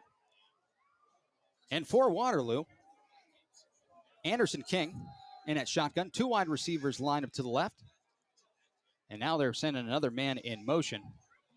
10 seconds on the play clock. Anderson King at running back, I should say. Not fielded very well. He does get it to Anderson King. He's going to keep the ball and be a loss on the play right around the 20-yard line. And the Rams defense was in pursuit and brought him down for a loss. Yeah, Jackson Geddes is the first Ram to get there. They're going to give him forward progress and move it up to the 25-yard line, 2nd down. I'm sorry, it was Justin Sudetic, because number 5 is also Geddes. His one was blocked by a player. So sorry. Justin Sudetic, one of the best defensive players and offensive linemen on this team. Bowles at quarterback in shotgun formation with Anderson King to his right. 2 wide receivers, 1 each side. Hands the ball off to Anderson King. Anderson King just trying to find any running room whatsoever, and it'll be brought down for a loss in the play. A nice tackle there by number, I believe, 24 again. That's the Rakic. Man. Yeah, Derek Rakic. Nice open field tackle. It was Anderson King who had the ball. King on that made carry. some beautiful cuts, got away from a couple, looked like sure tackles for those players. And that will do it for our half. And we'll come back after halftime. You'll hear some of the bands from around the area, but we'll be back for more in the Middle Ridge Tire and Automotive Repair Rams Game of the Week. Home for the Fallen is a local nonprofit dedicated to supporting our at-risk veteran community. We provide job training, emergency assistance, and the tools veterans need to get back on their feet. You can make a difference by joining us at our yearly golf outing. Every swing helps raise money to fund job training, certifications, and vital support for deserving veterans right here at home. Register today at homeforthefallen.com or call 740-391-1959. Together, let's stand up for those who stood up for us. With over 30 years of experience, Madurix Butcher Block in Mineral Ridge is a quality-driven company focused on great personal service. Our fresh meats are of the finest cut. We make a variety of burgers, sausages, and a full line of deli meats. Using our own smokehouse, we prepare different types of jerky, snack sticks, kibasi, bacon, hot dogs, and bone-in hams. When your tummy needs some relief, call 652-BEEF. That's 330-652-2333. Back here at the Mineral Ridge Tire and Automotive Repair Rams Game of the Week on Tri-County Digital Broadcasting, brought to you by Just Football with Matt Emch. Matt, the game that we've seen thus far, we saw at the beginning of the game that the Rams were making a commanding decision, putting in some new players, but they have benefited this team, and we see the score right now at 37-0 in the early going. Yeah, it started out really quick for the scores getting put on the board for the Rams. It's really obvious that they are a team that is very rich with good players that are able to, score or make huge plays on defense. But for the Vikings, they started to get a little bit of electricity running through their team. Hake was the one who started that for them. Yeah. Unfortunately, he got hurt.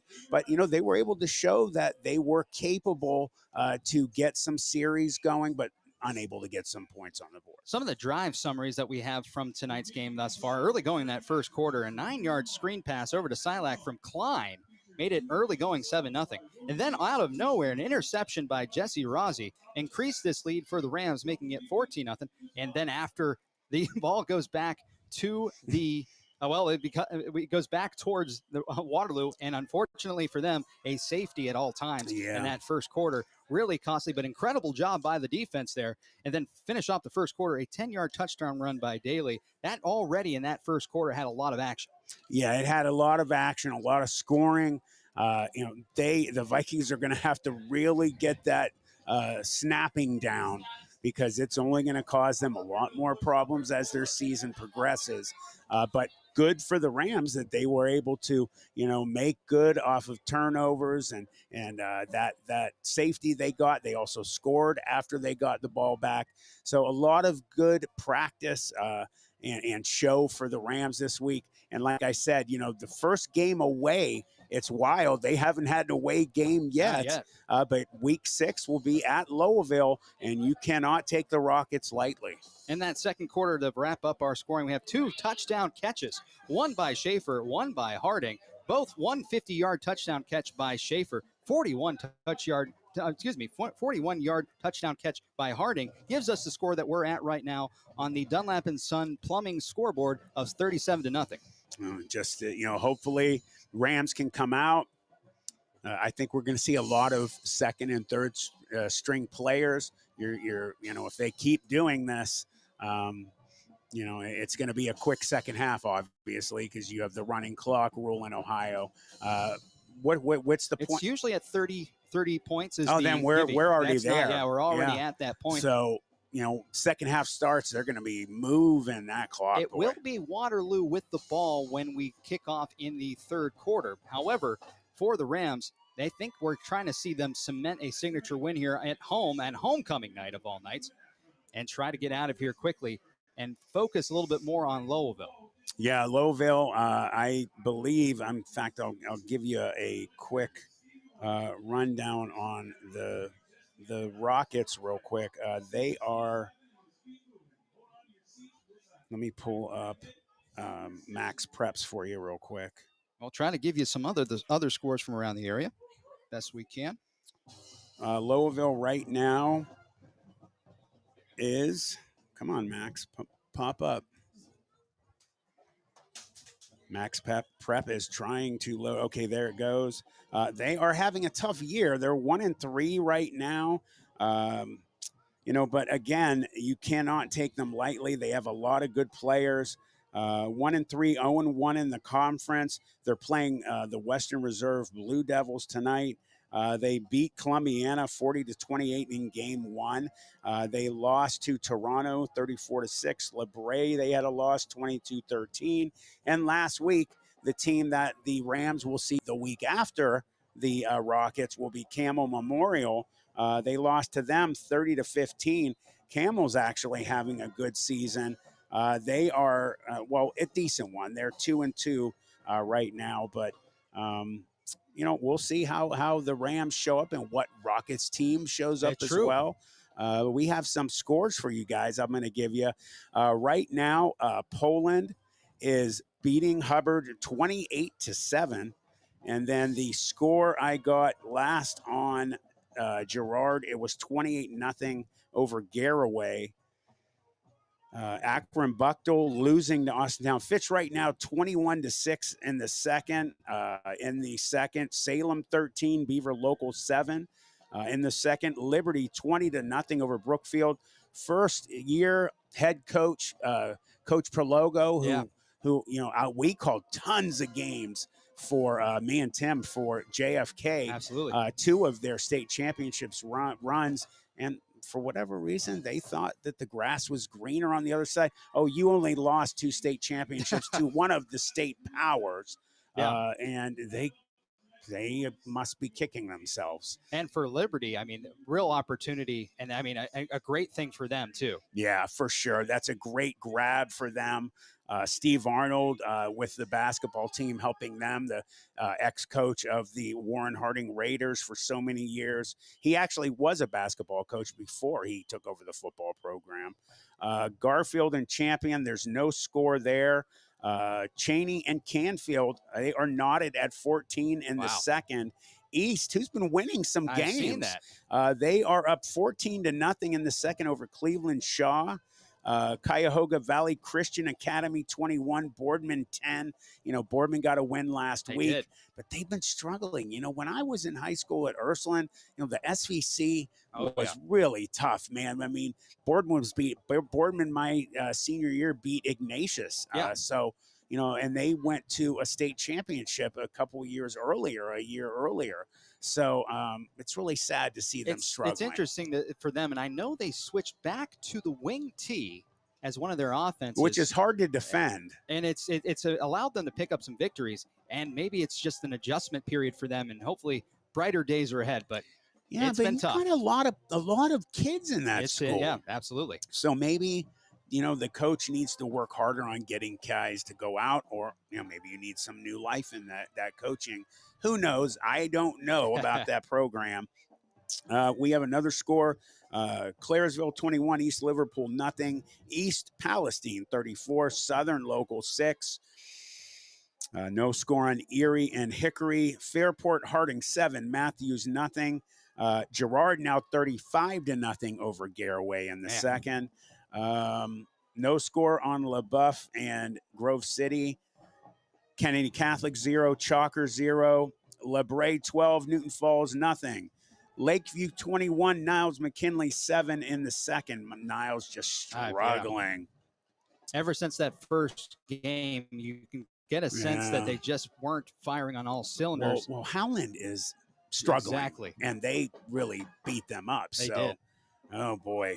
It's good coaches on that team, Both, too. Yeah. Columbiana 21, Latonia nothing.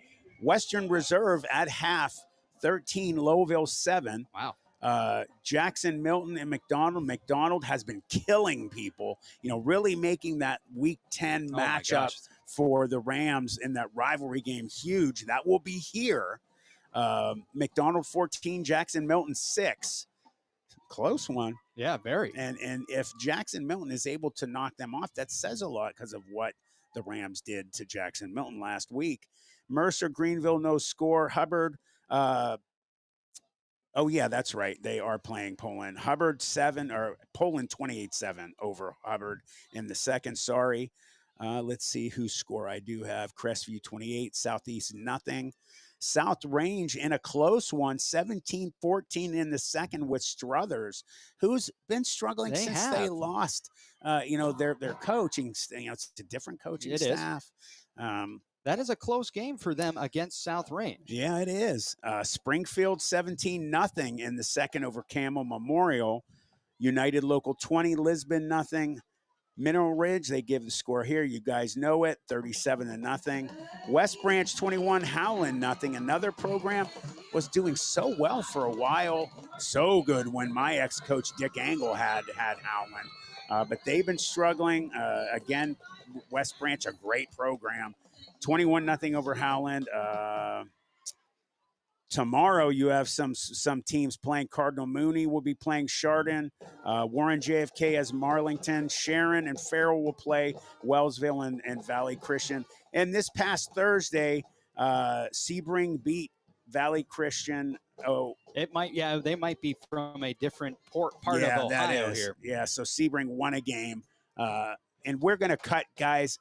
Let my daughter, Amira, is twirling on the field right now in the Rams band. So see you in a little bit.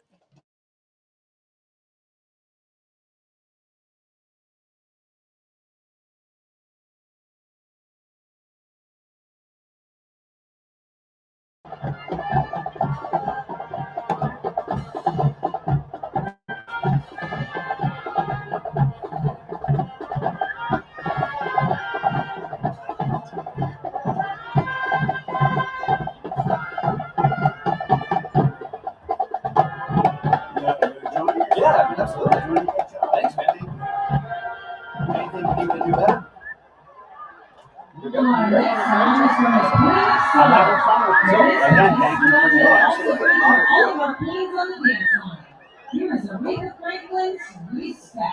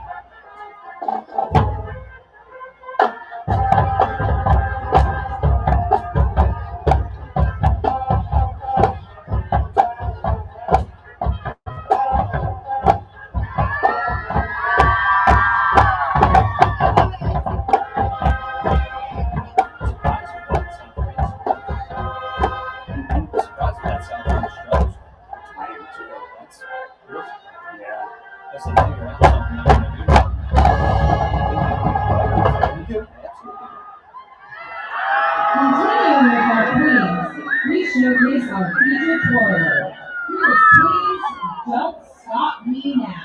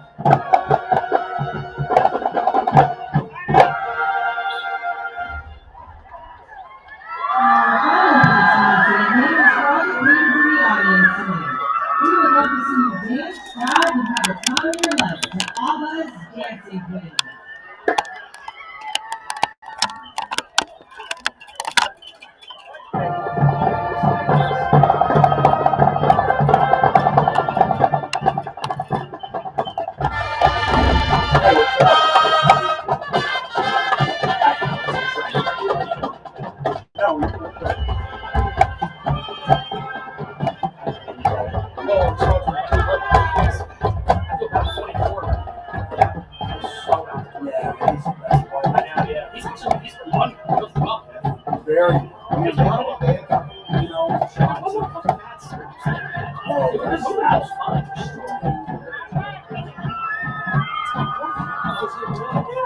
I passed up an opportunity. Oh, Jesus. How you doing, brother? Hey, good afternoon.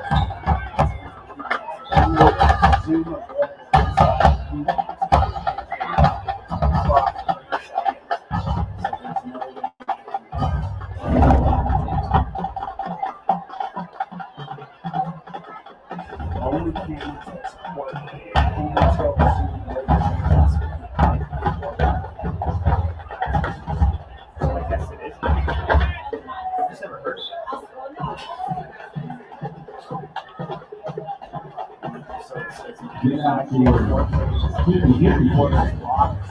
Winner tonight is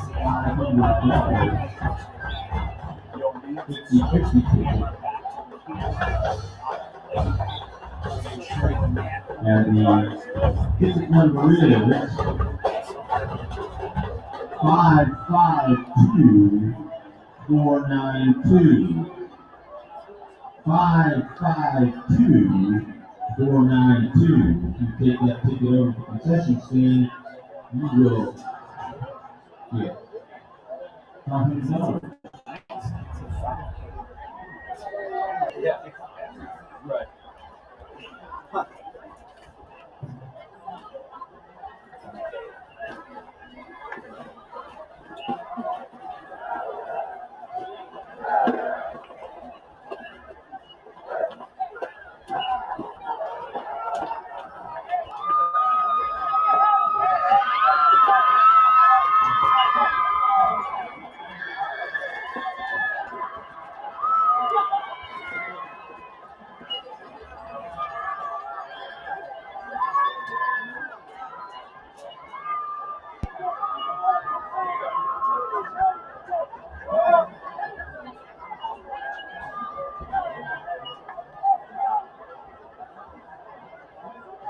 Back here for the Mineral Ridge Tire and Automotive Repair Rams game of the week for the start of the third quarter. Anthony Malone alongside Matt Emch.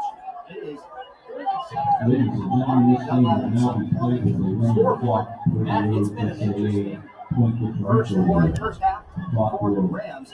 Had a lot of different moving parts, different players having some success on offense, and some failure on defense. We're going to see that start for the Rams.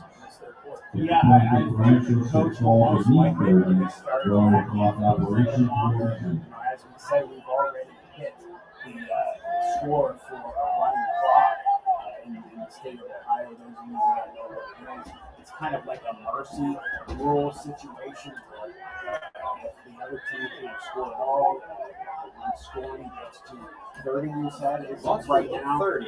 Yeah, once it's 30. In the second half, it is running clock until that 30 points is depleted by the trailing team. However, Rams are going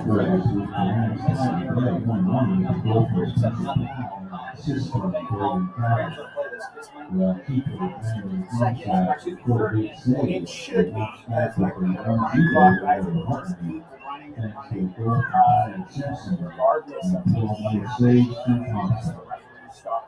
They are the only ones who have in junior high action, the 8th grade volleyball team are members of both McDonald and Rollville.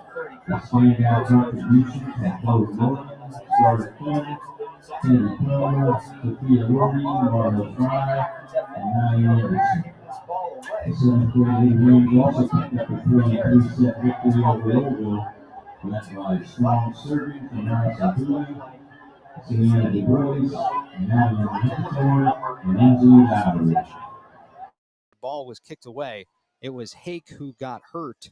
And Hake does have his helmet on for the Vikings, number 24. That's on a good the sign sideline. for them. So we'll see if he comes back into the game or not. We're still waiting on the referees are still meeting in the middle. Both teams are ready to go, but we are waiting still for them to go ahead and let us play.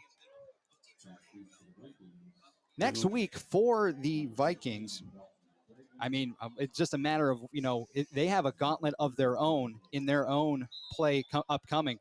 But for the Rams, going to Louisville, trying to get out of here, keep some guys healthy. Right.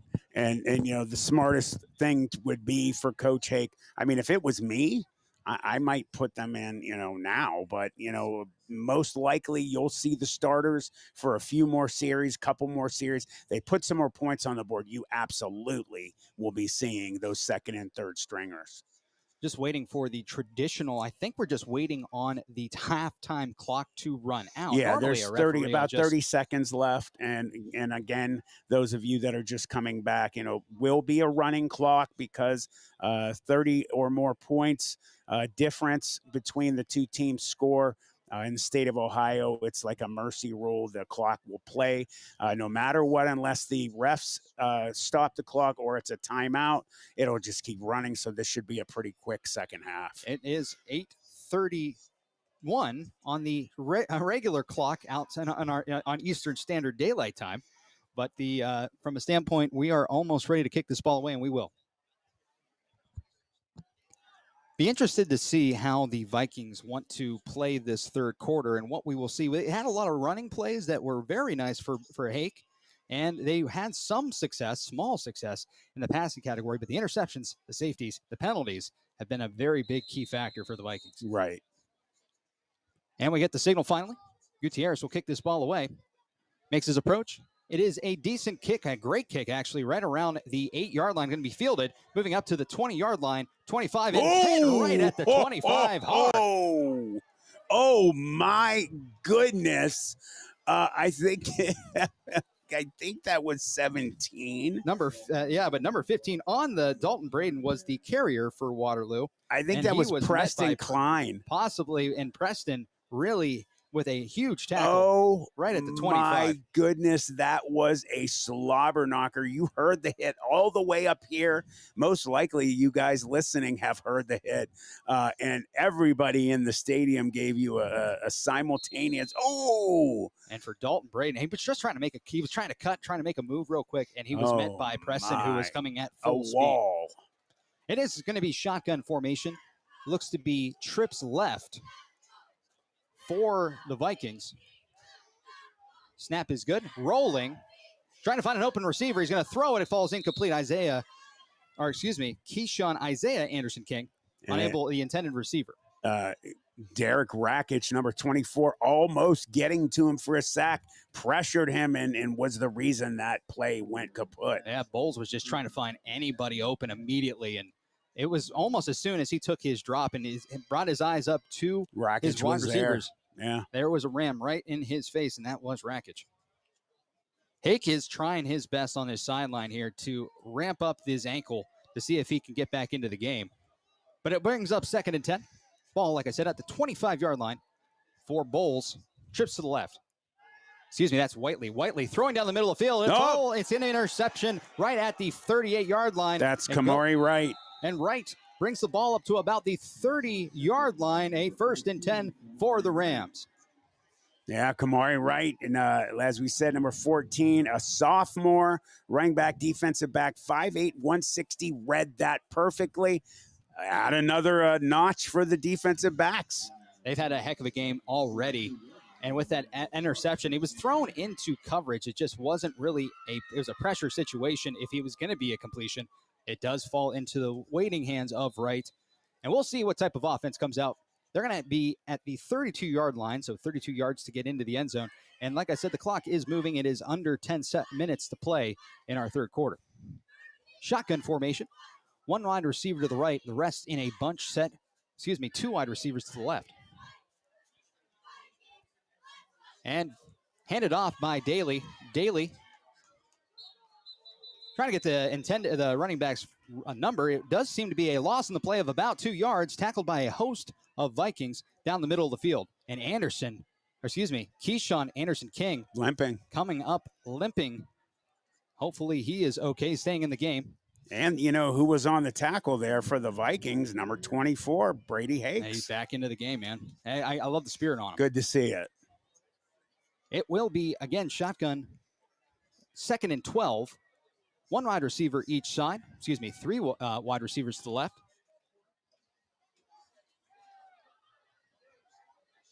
Back to pass is Daly. Daly to the left, moving up past the first down marker. It'll be a first down for the Rams at about the 21-yard line. I believe that's Schaefer. Or wait for the signal there from the PA announcer. But it does bring up a 1st and 10 for the Rams. And Daly getting a lot of airtime here in tonight's game, throwing it pretty well, running it pretty well. And the Rams getting closer and closer into the red zone. Yeah, definitely coming out strong, getting the ball right back. Shift by the Vikings line. Daly's going to run with it himself. Past the 20-yard line, past the 15, boy. And going into the end zone. It's a touchdown for the Rams from 22 yards out. And Ben Krumbacher, I think it was number 13, the junior, had a pancake block, got the man just terrorizing him, putting him right on his back, and Daly cutting off of that block and running in uncontested. Kind of felt as soon as he decided to run the ball, and that wasn't the intended idea of the plan. He is so fast, and his cuts are beautiful. He runs a really nice run play for the quarterback position. As soon as he got some running room, it looked like it was almost intended to go into the end zone as soon as he crossed the line of scrimmage. It will be an extra point upcoming for the Rams.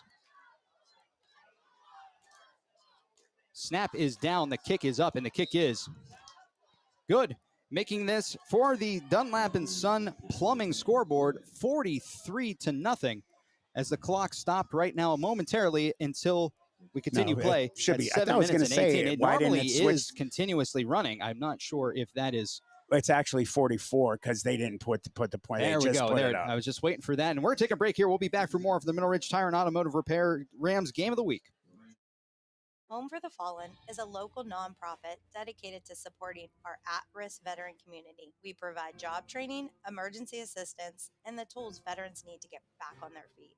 You can make a difference by joining us at our yearly golf outing. Every swing helps raise money to fund job training, certifications, and vital support for deserving veterans right here at home. Register today at homeforthefallen.com or call 740-391-1959. Together, let's stand up for those who stood up for us.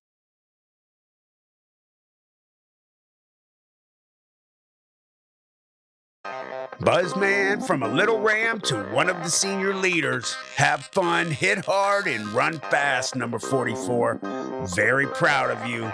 Love Mimi and Dad.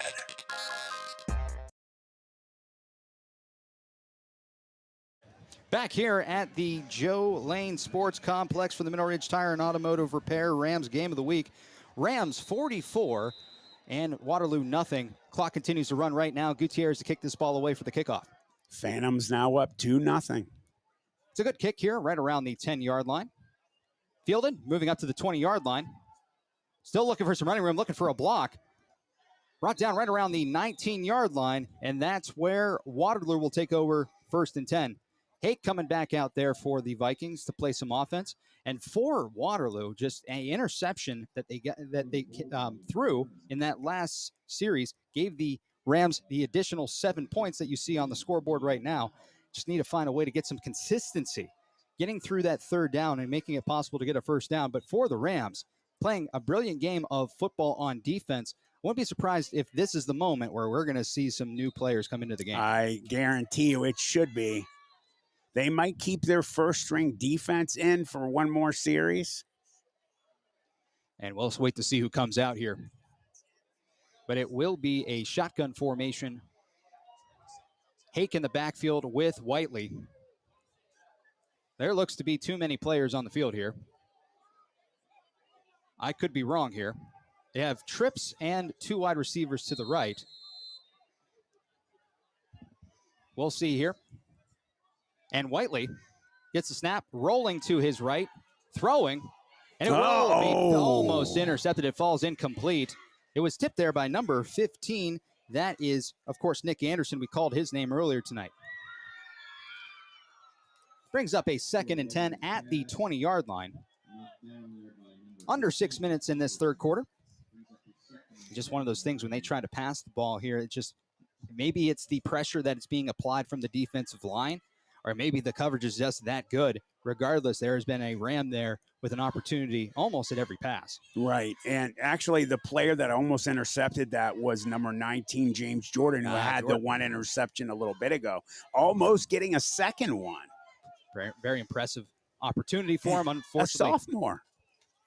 2nd and 10. Snap to Anderson King. Anderson King, Brady Hake, met in the backfield, finally brought down right around the 10-yard line. He's going to be whistled at the 15, a forward progress scenario.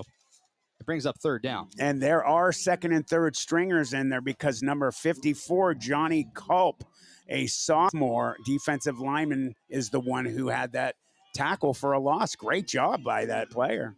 Penetrated past at the line of scrimmage as soon as that ball was handed off. Yeah, and even Waterloo with the few young guys, he's putting them in too. Yeah, number 57 for Waterloo. That is Kessinger, and Kessinger is a very prominent lineman for them. He's played almost every game, but nevertheless, shotgun formation on 3rd down. Back to pass is Bowles. Bowles pitches it over to Hake. Hake's got some running room. He moves it up to the 20. Still on his feet, 25. Brought down right around the 28-yard line. It's almost to the first down marker, but it will be a 4th down. It's going to be about 4th and 2. I mean, you would expect they're going to go for it.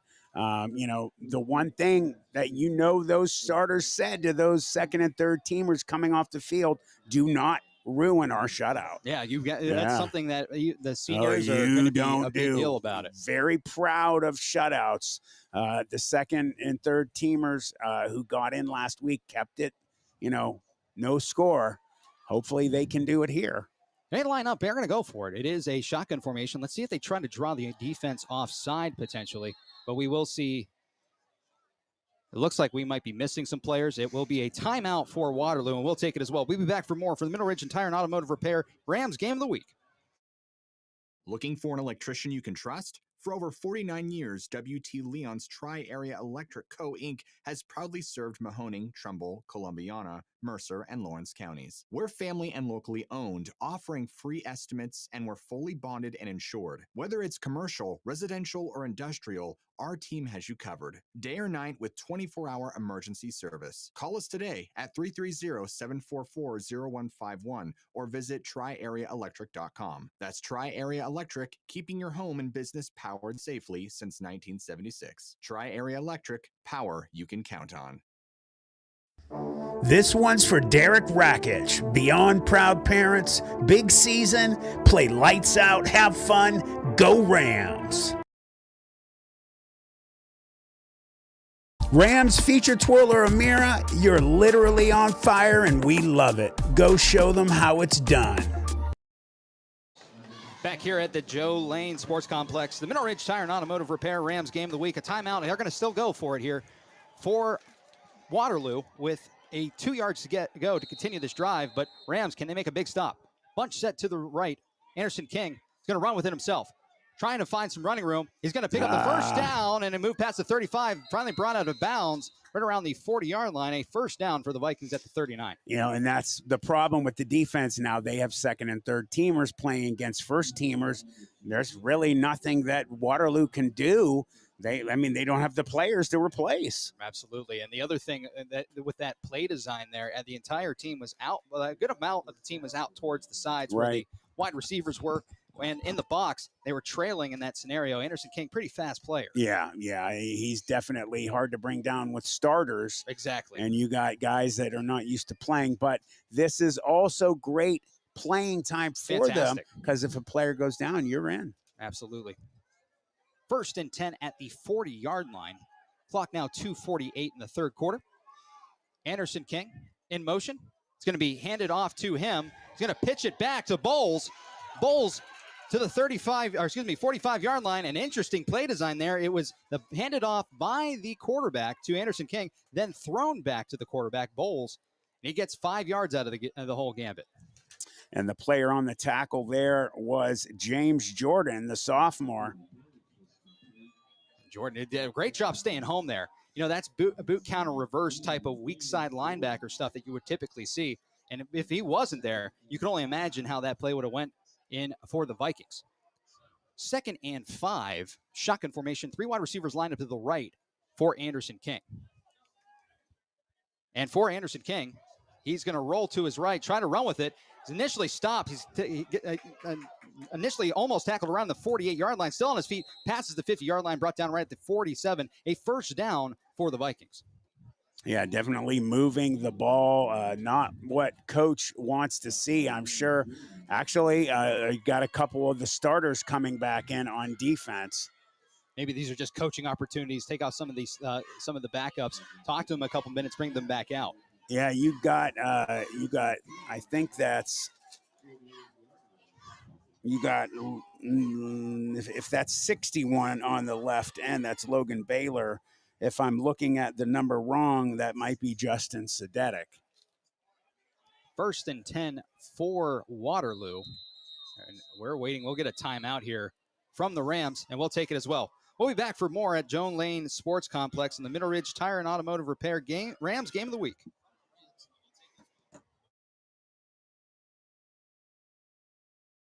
Jesse's Dairy Cove is a hometown favorite, located at 3743 State Route 46, across from the gazebo in Mineral Ridge. Enjoy all of your favorite ice cream. We have over 32 hard scoop and over 40 soft serve favorites. We also have a large food menu, including homemade chili sauce, sloppy joes, pulled pork, fresh cut french fries, and mac and cheese. This fall, we'll start our homemade cookie and party trays. Visit our website at jessesdairycove.com to see our menu. At Jesse's Dairy Cove, we appreciate your business and wish good luck to the Rams.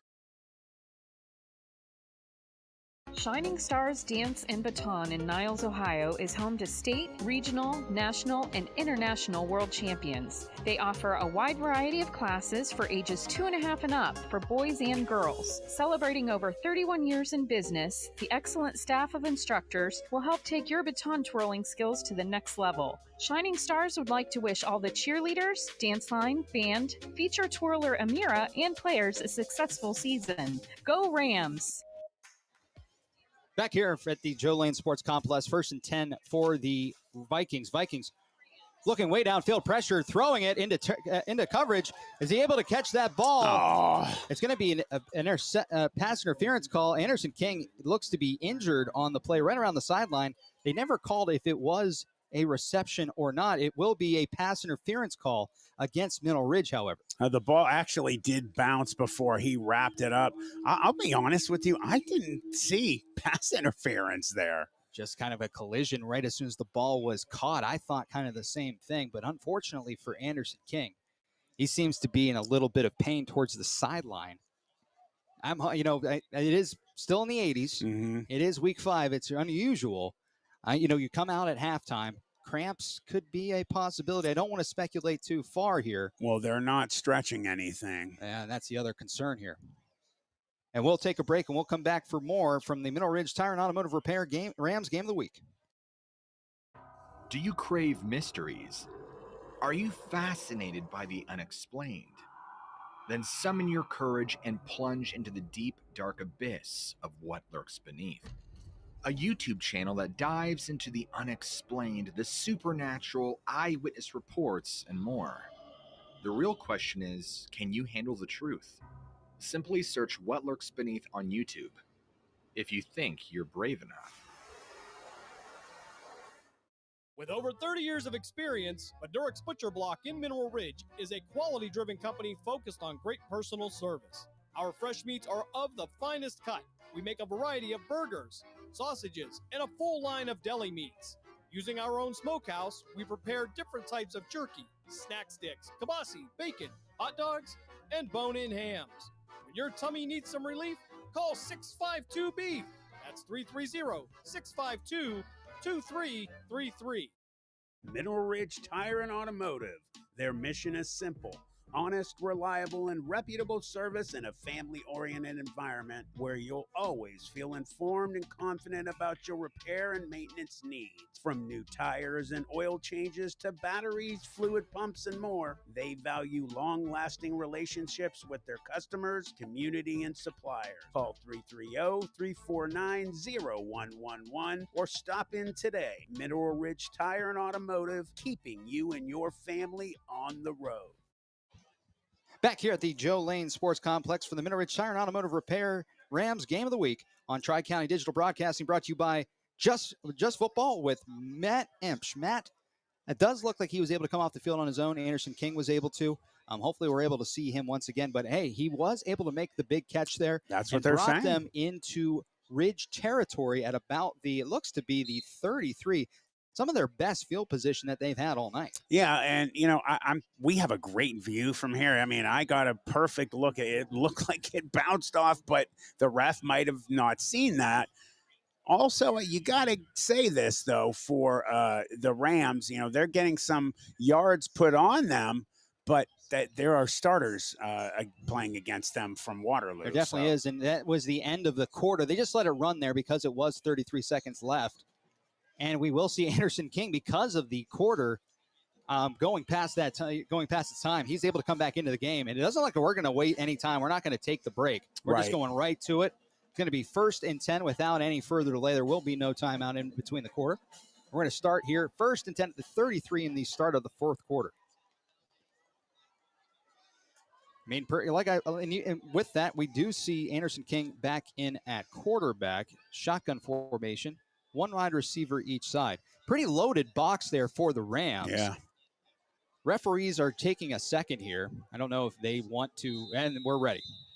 They gave them the time, And it will be a bunch set to the left on the line for the Vikings. And it's Anderson King that they hand the ball off to, and a bunch of the Rams ran past him. Anderson King still on his feet, brought down right around the 29-yard line. A good open field tackle there by the Rams. Yeah, he made some nice moves on those young players and juked in and out of there and got some nice yardage. An injured player was able to hobble off the field for the Rams to go to the sideline. Not sure if they got the guy to come back in. There does seem to be some substitutions. We seem to have everybody in play. It does bring up 2nd down and 6. Ball officially at the 29-yard line for the Vikings. Quarterback in shotgun formation. Looks to be 2 wide receivers lined up to the right. It will be Bowles under center this time, keeping everybody guessing. It'll be snapped to him, looking way downfield, and going to run with it himself. And not even able to get back to the original line of scrimmage. Brought down right around the 30-yard line, brings up 3rd down. Good job by the defensive lineman waiting for the number.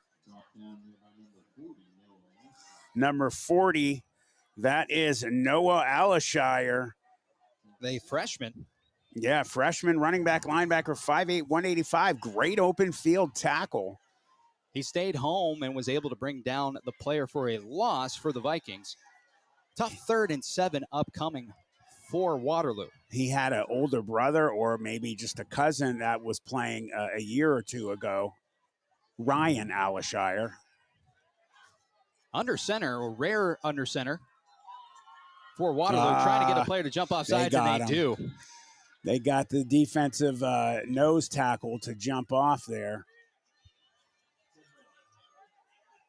gets the third down a lot closer. 5 yards will be tacked down, so making it third and a very manageable 2 yards here for Waterloo. And for, those are the things that when you're in at film tomorrow night or tomorrow morning, depending on when they watch film for the Rams, things we're going to be talking about staying home, avoiding these penalties in these scenarios. Yeah, for sure. I mean, there's never a week that you can't learn anything. You can always improve. You can always get better. There's always somebody better than you, so you can't stop learning. Can't stop doing things to make yourself better. Shotgun formation. Anderson King's going to run with it himself. It was snapped to him. Breaks off a couple arm tackles. He's at the 25. Does he get it enough? No, he's still on his feet. It will not be a gain on the play and bring up a 4th down for Waterloo. Good tackle by number 33, Bradley Wallace, the sophomore. Running back, linebacker, 5'10", 170 pounds. Anderson King comes off the field. Looks to be potentially once again with a cramp. He's able to get off the field, however. I think number 9 is coming in for him. That is Coy Whiteley, the freshman. Coy has been playing a lot in tonight's game, but he's been going in and out with Anderson King along with some of the other guys. They're going to go for it here on 4th down and 2. Ball at the 25-yard line, shotgun formation. 3 wide receivers line up to the left. 1 wide receiver to the right. And they see something over there on the sideline. It's going to be Bowles who's going to run with it. He's going to lose the ball. It'll be a fumble on the play, but he's able to recover it. But it will be a turnover on downs. Not enough to get the first down. Good job. I think number 40, Noah Alishire, again getting a tackle in the backfield. Almost caused a fumble there that they could have got back, but if he didn't get on top of it, it would have been bad news for the Vikings. It's always a delight to see a freshman have that kind of an impact on a varsity game. Yes. And in 4th down, no matter. Yeah, you know what? His brother, if it was his brother, definitely, I'm sure, a family member, but Ryan Alishire was a really big offensive, defensive lineman for the Rams. I'm almost positive 2 years ago on that team that went to round 3 in the playoffs. For Noah Alishire, it says 5'8". From here, he looks a little bit taller than that. Might have been 5'8" when they took the weights and heights back this summer. And a growth spurt is always due and upcoming for a lot of these players. And we will see the offense trot out on the field for the Rams with 8:03 to work with in this 4th quarter until the end of our game. We will see some players, and we will see what would possibly be our final timeout from the Rams. We might not have everybody we need, but we had Daly in at quarterback. And we'll take a break, and we'll come back after a quick word at the Mineral Ridge Tire and Automotive Repair Rams Game of the Week. Dunlap & Son Plumbing is a local business that repairs water and drain lines, and they are also state certified to install backflow devices. If you need installation for faucets, toilets, and water heaters, Dunlap & Son Plumbing are the ones to call. They are fully bonded and insured, offer a full 24-hour emergency service, and able to give you free estimates for all your plumbing needs. Call Dunlap & Son Plumbing at 330-718-8650 or 330-406-8820.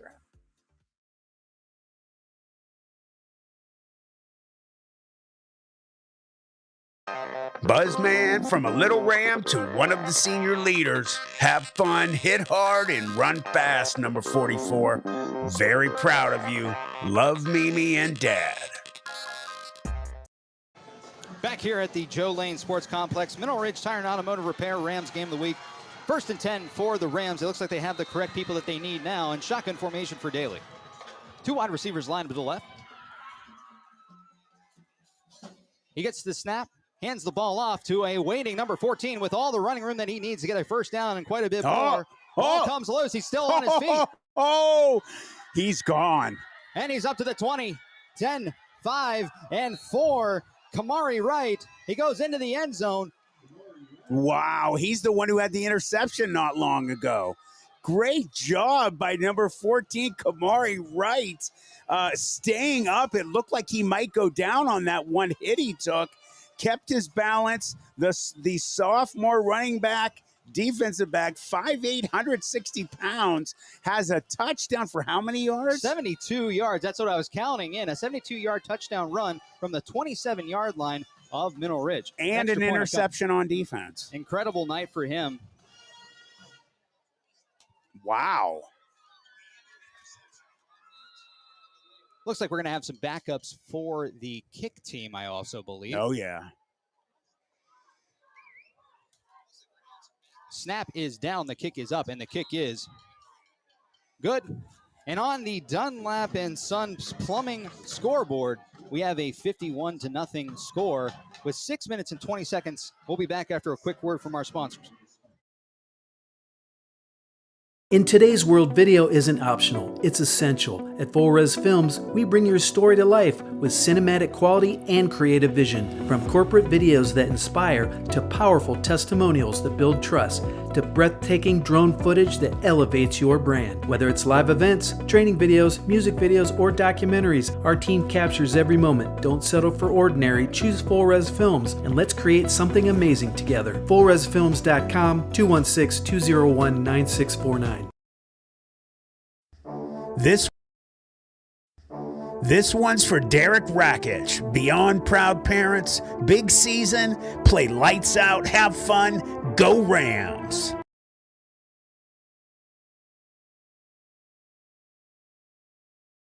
Joe, back here for the Mineral Ridge Tire and Automotive Rams game of the week.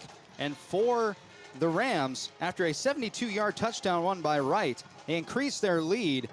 And the Rams going to go into Louisville with a lot of extra running backs that they didn't know that they could bring into a game that's going to do something like that. Yeah, definitely. Have a quick couple score updates. 42-7, Poland beating Hubbard on a running clock as well. 42-7, and you have the Girard Indians are beating Garaway. Let's see here. 42-7. Kicks away. Going to be fielded right at the 10-yard line. We're up to the 15-20, making a couple moves. He's got some running room, but he's going to be brought down right around the 30-yard line, and that's where Waterloo will take over 1st and 10. So all three of these games I'm giving you scores for all running clock games. Kind of incredible the way that we're getting into conference play for a lot of these teams, and they're still finding a way to beat the teams the way they are that they've been doing all season long on some of these occasions. Girard, Poland took the loss last week very personally, I guess, and are doing what they're doing to Hubbard. Clock is moving at 5 minutes and 45 seconds on the Dunlap and Son Plumbing scoreboard. For Waterloo, going to be at the 33-yard line for their 1st and 10 to work with. We're seeing some newer players come out on the field. There's a little bit of substitution that they were trying to get in last minute. Going to be 3 wide receivers to the right in shotgun formation for the Vikings. Back to pass. Going to throw down the middle of the field, and it falls incomplete. He was trying to hit Bowles, was Whiteley, and makes it 2nd and 10. Just wasn't able to get it to him. It was open in a slant route, but no real going there. And, you know, the clock moving quick now. We are already under 5 minutes, so this should be wrapping up pretty quick. We'll be thinking about who will be our game of the week here. We had a variety of players that have been impactful in tonight's game for sure. So far. We get to pick 2. You get one, I get one. Okay. Shotgun formation again for Waterloo. It's a high snap. He's able to handle it, pack to pass, throwing down the middle of the field. It's going to be intercepted by the Rams. And then guess who? Number 4, I believe that's 40. Going to be brought down right around the 25-yard line. It'll be a 1st and 10 for the Rams. That number 40 is Noah Alishire having an incredible game. You got these young players stepping up, not just getting in to let the clock run down, but making huge plays. He was in coverage. We've seen him play a big factor right towards the line of scrimmage with tackles against a running back and quarterback. He was back in coverage and making a huge impact. Yeah, did a great job. That's like every lineman's dream is getting an interception. I got one my senior year when I was at Ursuline. I actually caught it. My buddy, the other defensive tackle, put his hand up, slapped it, went straight up, and I caught it as I hit the ground. So that's the only one I ever got. I never got to run. Hey, you remember it. Yeah, for sure. 1st and 10 for the Rams with 4 minutes left in our game. Ball officially marked at the 26-yard line. The play clock hasn't started running yet, and now we're ready to go. It's going to be handed off to number 11 past the 25-20. Initially met right at the 15. Dunlap still on his feet, refusing to go down. Ooh, still on his feet. Good run. up to the 10-yard line. It'll be a first down for the Rams, first and goal, I should say. Christian Dunlap, he goes in and out with the starters. He's getting some more playing time tonight with the second team, and he is definitely somebody's name that you are going to be hearing more and more as we go on through the season, and for sure his senior year. Came out, and it's going to be an empty set, I believe. No, excuse me, we're going to get a timeout here by Waterloo. And we will take it as well. And we'll be back for more here at the Mineral Ridge Tire and Automotive Repair Rams Game of the Week. Planet 412 is your channel through the veil, where cryptids walk, UFOs soar, and the paranormal whispers in the dark. From chilling storytelling, eerie narrations, and on-location investigations, to live streams, exclusive interviews, and shocking reviews of the bizarre, Planet 412 is your front row seat to the supernatural. Subscribe now, Planet 412 on YouTube. Do you believe? Rams feature twirler Amira, you're literally on fire and we love it. Go show them how it's done. This one's for Derek Rakich. Beyond proud parents, big season, play lights out, have fun, go Rams. Back here at the Mineral Ridge Tire and Automotive Repair Rams Game of the Week. First and goal for the Rams after a beautiful run by Dunlap. And we'll see a penalty flag thrown at the last second there. It will stop the play. It will be against the Rams. They're coming backwards. You know that group wants to put, some points on the board, regardless of what's going on across the field. Absolutely. From them. They want to get those points. You want to, do well and keep that score going up. And Daly, in case you're wondering, is still in the game at quarterback. And Daly will take these last 2 minutes and 20 seconds for this first and goal at the 15-yard line. And they're moving fast. Shotgun formation, 2 wide receivers lined up to the right for Daly. Sends a man in motion. Hands the ball off in a man in motion. He's unable to find any running room. He breaks all kinds of tackles. He might get back to the original. Nope, he was going to be a loss of about 3 on the play. I mean, I thought he was going to get past that line. I did too. He stayed up. We've seen a lot of great second and third effort tonight on both sides of the ball. You better wrap up if you want to make sure these guys are down. I mean, it was a chance for him to get, if he found any type of running room towards the outsides there, could have been very magical. But nevertheless, it is second and goal at the 19-yard line. Minute 29 left in tonight's game. Shotgun formation for Daly. 2 wide receivers lined up to the right. Like we've been saying, 3 down linemen for Waterloo. Going to be handed off to number 34. Looking for some running room around the right side. Brought down right around the 20-yard line. Flag? No, that's not a flag. And we will see a flag on the field. Yeah, there's one. That might be going against the Rams. It does look. We will see towards the 10-yard line. And number 24, Derek. No, is that Derek Rakich? I can't see what the number is, who is down. There is a player down right at the 20-yard line. The person running the ball was Rakich, wasn't it? I believe it was. It said 24. It didn't look physically like him, though. I thought it might have been number 34. 34, okay. Colin. They have those new style numbers, which with the orange it's hard in the middle. to see. Does make it a challenge. It wasn't Derek, because he was not so. built like him. And we're checking for the number here. Looks to be okay. 34 is the number. Yeah, 34 is Colin Kanowski, the sophomore. He's able to get up on his own power. Never know what it could be. In terms, he's able to walk towards the sideline. Hopefully, we're able to see him in these last minute or so. Probably not. We're probably just going to go to a victory formation. Very likely a victory formation and call it a day. And the defense did a good job reading it. They were right on him and pulled him down. That's most likely why he was shaken up on that play. Those are weird tackles when guys get right on you and they pull from the top down. And for the Rams, still on the sideline trying to get their formation here. Coach Hake is still talking with them. I think they have everybody. But down to a minute left in tonight's game. I want to thank everybody for joining us in tonight's matchup with some of the drives that we've had here in terms of the offensive players that have made an impact. There's been so many different ones in tonight's matchup, but even just in this second half, Daly and Wright with the touchdowns that we've had, even with this running clock. And we will see another timeout taken on the field at the 40-second mark. I want to take this time I threw my graphic up on the screen there. All of you linemen around, just know that, like we talked about last week, and I've been talking about on my show, Just Football with Matt Emch, the Beast Award needs somebody to win it this year. So who's it going to be? I'm watching not only all the Rams games and all the linemen on the field, offense or defense, but I'm watching the guys on the other side.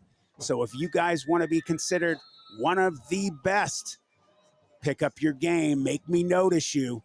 Let's see if you can get that Beast Award Lineman of the Year. It'll be up to you. We've seen some pancake blocks here in tonight's matchup already. That makes me wonder. And for the Rams, they come out, and it will be, I believe, just a turnover on downs in this scenario. And it will be 1st and 10 for the Vikings with 35 seconds left and likely the last play of our game. Sends a man in motion, rolling out over to Anderson King at the 40-yard line. And still on his feet. Oh, no. And he'll go into the end zone. Touchdown for the Vikings to finish tonight's matchup. 14 seconds left on the game clock.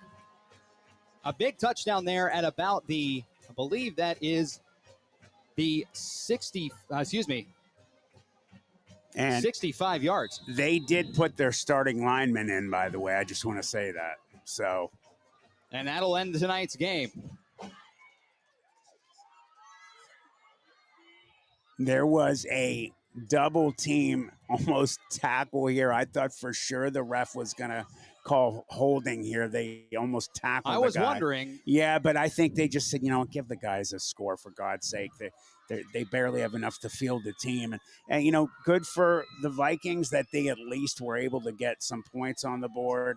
Just found some running room around the right side there. And for Anderson King, they were able to get him some open location.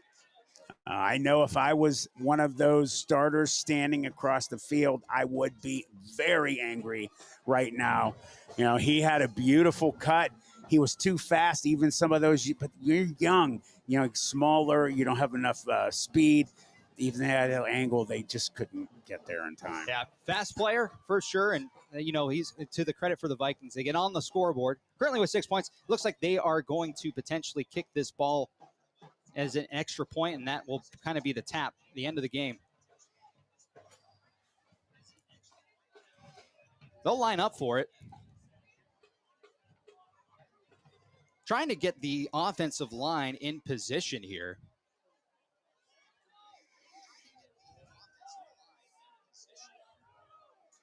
Looks like we now have everybody. Sorry for the silence there. We were trying to see if them get everybody in place here. Trying to get the number on tonight's kicker. It'll be held by Anderson King. Snap is dropped, and it will be no good. And that will do it for tonight's matchup here, as the Rams come away with the victory against the Vikings. On the Dunlap and Son Plumbing scoreboard, we have 51-6 as our final. Matt, a heck of a game by the Mineral Ridge Rams. Saw all kinds of new players that we haven't really seen a ton in the season, but they made a name for themselves tonight. Yeah, they really did. They played the way that you would expect them to play against, a team that's a little bit down.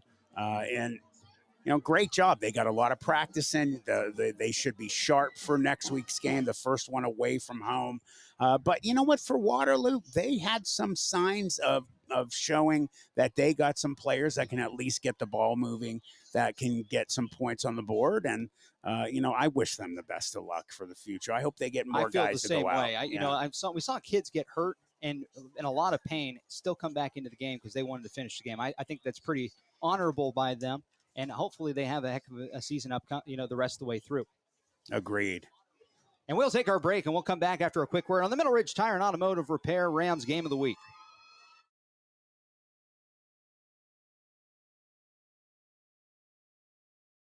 Looking for an electrician you can trust? For over 49 years, W.T. Leone's Tri-Area Electric Company, Inc.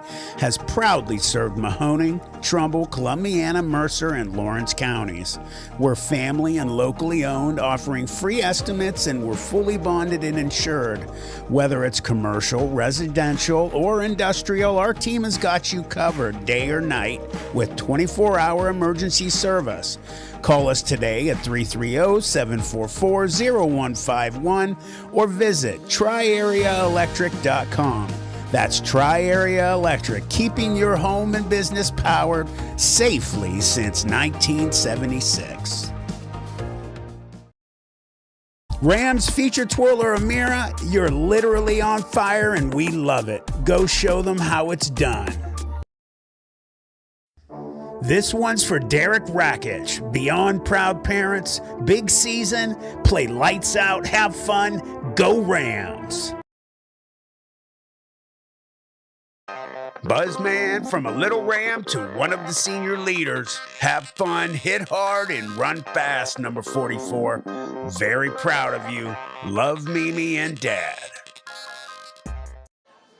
Back here for the post show on the Middle Ridge Tire and Automotive Repair Rams Game of the Week on Tri-County Digital Broadcasting, brought to you by Just Football with Matt Emch. Matt, it's time for us to pick our player of the game. Would you like to kick off the honors? I was going to pick, someone who I don't have to worry about, but I picked number 7, Ethan Daly.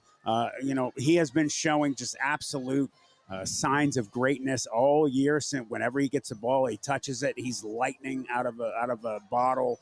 And 2 touchdowns tonight. And 1 through the air. Yeah, 1 through the air. So he is my pick for the player of the game tonight. Heck of a job by him. If I had to pick one, I had a lot of different ones to choose from here. But I want to go with somebody who made an impact in our second half of the game. We're going to go with number 14, Kamari Wright, the sophomore. Huge run to tap off the end of our game here with a 72-yard touchdown run and a beautiful interception earlier in the game. Made this what you saw with a defensive stand as well as an offensive scoring. So he's all over the map. So I found it to be a good choice for our game, a player of the game. I was so happy to hear you say that because that's who I was going to pick if not for Daly. Yeah. And for him being a young guy to step up like that is absolutely phenomenal. Some of the scores from around tonight's game, if you happen to be tuning in just now. First quarter, 9-yard touchdown screen over to Silac, made it early going a 7-0. Then, out of nowhere, the next upcoming series by the Waterloo Vikings, interception by Jesse Rossi, made a went into the end zone for an interception for touchdown, a pick 6, if you will, and to increase the lead to 14. A 10-yard touchdown run by Daly himself was able to get into the end zone. We also saw in between that a safety that they were able to get for Middle Ridge to make that a commanding lead in the first quarter. Second quarter upcoming, a 50-yard touchdown catch by Schaefer from Bingham. And we saw Bingham come into the game in the second quarter and make that possible. Another touchdown was thrown to Harding from 41 yards out in that second quarter. Moving into quarter 3, actually in the second half, we only saw 2 additional scores. A 22-yard touchdown run by Daly once again, his final touchdown of the night. And then, as I mentioned, my player of the game, Wright, was able to get in, Kamari Wright, from 72 yards. He broke out a bunch of tackles. I thought something had happened on the field, and then I see him come out of nowhere, continue to run down the field to make that score what you saw. And then at the very end of the game, a huge catch there by Anderson King to make it into the end zone and get them on the scoreboard for the Vikings. And that will we'll go back here to Matt. I have one last thing to mention here.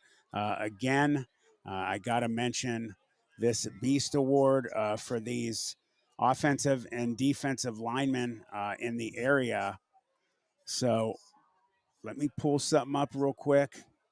Moving on to next week here, they'll play Louisville, and Louisville, as we mentioned earlier in the show, did not exactly have the record of a very tough opponent, but hey, they are playing inside the conference. It is Middle Ridge versus Louisville. It still means a lot to both communities. Let me pull up their score real quick. I'm actually interested to see what happened to them tonight. And for the Rams, in tonight's matchup, something I wanted to talk about. We didn't see Holbrook. We saw a little bit of Bingham, and we did see that, however, the wide receivers and a lot of the team come back into play. Mm-hmm. I'd be interested to see how Bingham, as well as Holbrook, when they come into the game next week, how they play with a little bit of playing time in this week 5. Yeah, it will be interesting. I think Holbrook will be lights out at he's been in all this time. I don't think there'll be any problem for him coming in next week. It'll be really a great game. Exciting to see how they show up for being away for the first time since this season has gone. The last score we have on the overtime report on WFMJ is Western Reserve 13, Louisville 7. So it is. I mean, we failed to think about it. It is actually 9:19 right now with that running clock. It does make sense that is the most latest and greatest score because they are in a closer game. Right, exactly. So it'll be telling how that game ends and get a little bit of a judge of what happens there. But we'll see. I think the Rams will show up and be ready, and Holbrook will be ready to go. So last thing here, guys, before we fade to black, again, attention linemen, Mineral Ridge Rams, and every opponent, Matt Emch is watching you. Just Football with Matt Emch and Tri-County Digital Broadcasting are looking for the baddest trench warrior, the one who dominates the line like a beast tearing into a side of beef. Who will win the 2025-2026 Beast Lineman of the Year? Play harder, play vicious, play unforgiving. The crown is waiting. Who's next? Get it done, lineman. And that'll wrap us up here tonight's matchup on the Middle Ridge Tire and Automotive Repair Rams Game of the Week. Our final tonight, Rams 55, as well as for Waterloo 6. Thank you all for joining us in tonight's matchup here on the Tri-County Digital Broadcast, brought to you by Just Football with Matt Emch. I'm Anthony Malone. He's Matt Emch. Thank you for joining us in tonight's matchup. That's going to do it for tonight's Mineral Ridge Tire and Automotive Rams Game of the Week, brought to you by Just Football with Matt Emch. A huge thank you to all of our sponsors for supporting the team and this channel. And most importantly, thank you to all of you for listening and being part of Friday Night Football. Don't forget, you can catch the full game replay anytime on Just Football with Matt Emch, found on YouTube. Until next time, this has been the Rams Game of the Week. We'll see you under the lights.